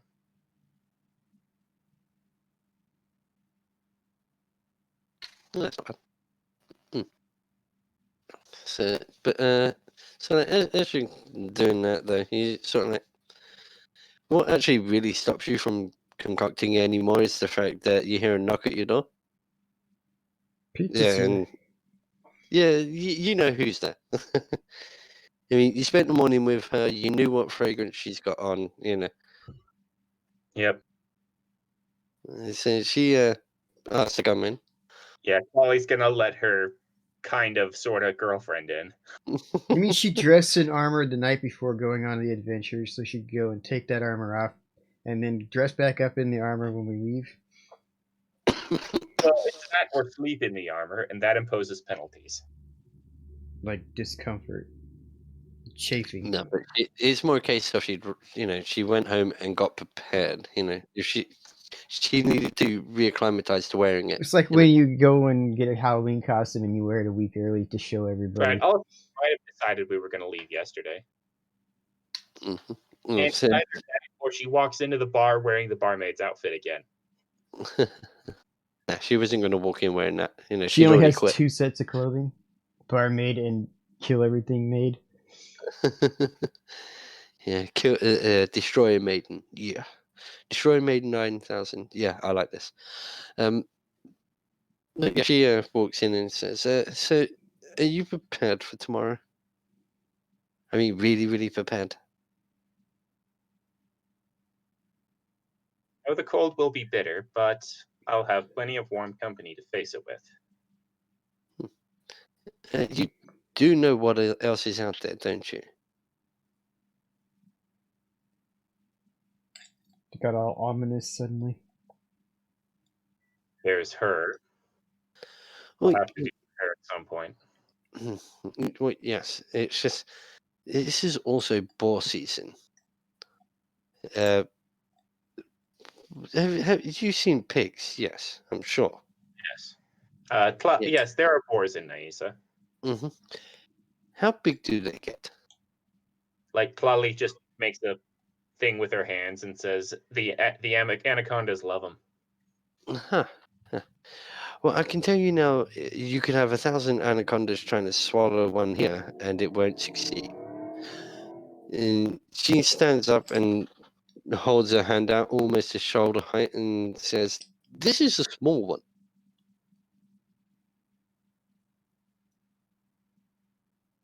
Will they come after the And horses? this is an anaconda.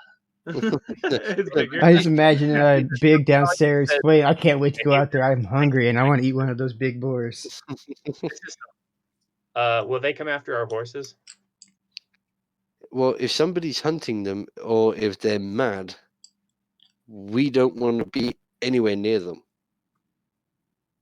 And so, just warning you, that it is very dangerous in this country. It's dangerous everywhere. Mm. A local on our side, on whom we can thoroughly rely, is comforting to me. No, I just wanted to prepare you for the worst. You know, just remember, if you see one of them barreling down on you, run. Get up a tree if you can, preferably on the top of the biggest boulder that you can find, and hope that he tires before you die. Get up on a tree if you can and put yourself at mouth height. You'll die faster that way and it won't hurt as much. No, but you know, she's just basically saying, you know, these things, don't fight them, run. Because if they, History with oh yeah, pretty much everybody does. You know, if they catch you when you're out there and they're angry, you know about it. You'll be lucky if you walk away. So, as I said, I'm just warning you of like some of the prior dangers out there. Tell me honestly, why do you people choose to live here? Honestly, I think we're insane, but it's a lovely country. There is beauty here that you wouldn't believe. I think I might. You Polly just steps have to back see and it. Polly steps back and gives her room to come in. Charlie, why are you even scared? Like, there's danger everywhere. It's just, you know. Yeah, but them two are upstairs. You three are downstairs still. So yeah. So yeah, Clawley will just be Clawley when Oh. she beauty. Clawley will just look at her as she walks in and say, "I can believe that." Oh And yeah, maybe I because- walked in like right at the end of the conversation, going to bed. I'm like, oh, you know, there's danger everywhere. Like, it's not only this place. I said before, well, I've said before, and I'll stand by it. Sometimes the most dangerous things are the most beautiful. Mhm. True. Look at those. You ever heard of a poison frog? Oh, you probably did. Are there poison frogs in your land? Absolutely. They're delicious. Yes. See, the most beautiful. They look the most beautiful, but don't touch, right? The leeches are worse. Those things are like a fucking foot long. They're Leeches aren't pretty, so amazingly they're not beautiful. the conversation. No, I was just saying, in your country though, they're the worst. Yeah. The biggest killers. Well, probably yeah. The poison probably doesn't bother the people there. So Not as much, but poison can affect us. Mm. So, well, I hope you can show me some of the nicer bits as we travel through it. And she says, "Oh, I'm sure of it," as she pushes the door closed on Magnolia, and that's where that scene will end. So that brings us Yeah. back to Big and Dane downstairs. You know. Again, Clawley really doesn't want to have sex with her. Yeah, but I'm not doing that, you know. But you Right. did say you wanted to see some of the final parts what she's going to show you. So, you know. Is Tara willing to give Clawley like space here? Oh yeah, not a problem. Yeah.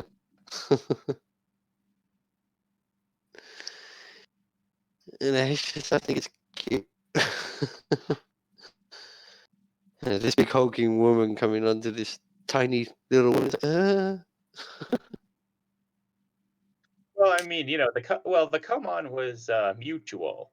I feel like up until it gets to like, okay, now physical things are happening. Then it becomes, okay, wait a minute, what? Oh, but you see, Clawley's- everyone is going to be thinking that I'm being absolutely purely disgusting. All she could be doing is taking off of her the breastplate and just showing the undercovers, if you know what I mean by what she looks like in like her bedclothes and so forth. She's not actually doing anything. Well, Clawley already had a bath with her. Clawley already knows that what she looks like. Yeah, but you know, I'm giving fan service to the people that would watch. Let them have that. Yeah, well, within reason, you know what I mean. But, it's come to next morning. You know, big still, you know, definitely 80s Phil. And That's not even possible. He just stops when he feels that it's probably a good idea. Mm. He's got a calorie counter and he's like, I should probably stop. And then he goes a little bit farther. Is this the usual time when we wrap up? Well, it's only like 6 o'clock, so it's up to you. But I was just going to say that so like morning comes along, you know, you do all your morning checks and that, and Tara's like waiting for you guys outside in the sled already, you know, along with Erin, who's like sitting there excited. You're like, yay, we're going out into, oh my god, this is what we're going into? Shit. Last thing Clawley's gonna double check is the magic rock. Make sure it's still in the bag. Mm-hmm. Yeah, you still got everything, and you know, it's at that point that Miss Windle, you know, just as you guys are heading off, says, well, "I'm sorry that I didn't know you guys as well as I clearly should. But don't worry about me. Belgraph and Polgar are going to be here within the week, and I'm going home. I don't feel up to traveling anymore." I'm glad you have such people looking out for you. Have a good trip home, Witch. Even if only one of us does, I will treasure the time we spent together, Wendell. Right, thank you, little dear.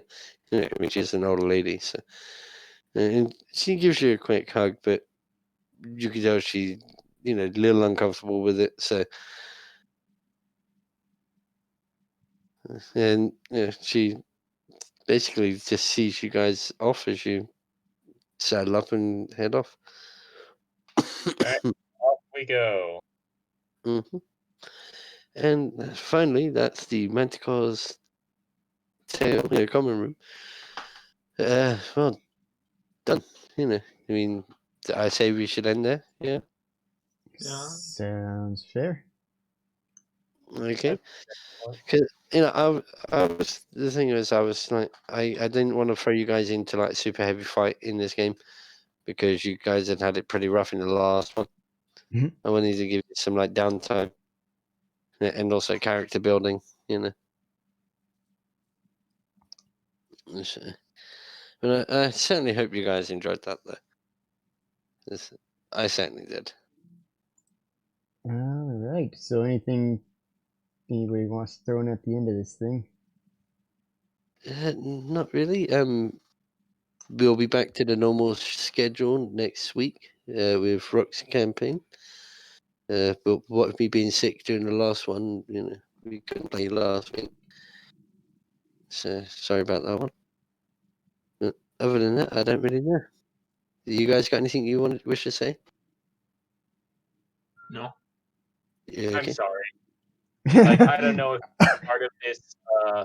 I don't know what, if any, part of this video needs an apology, or any of the previous ones. But I feel like it's good to just throw out there. Just in general, I'm gonna get ahead of this. Like, sorry about all the terrible things that have or will have happened. Oh. Sorry about the shit that I'm gonna do later. I know I'm a monster. Right? You can blame me. It's cool. Sorry. Non-sexy. I mean, Alrighty then. So, have a good night, everybody. Bye. boy, boy, Take it easy. boy.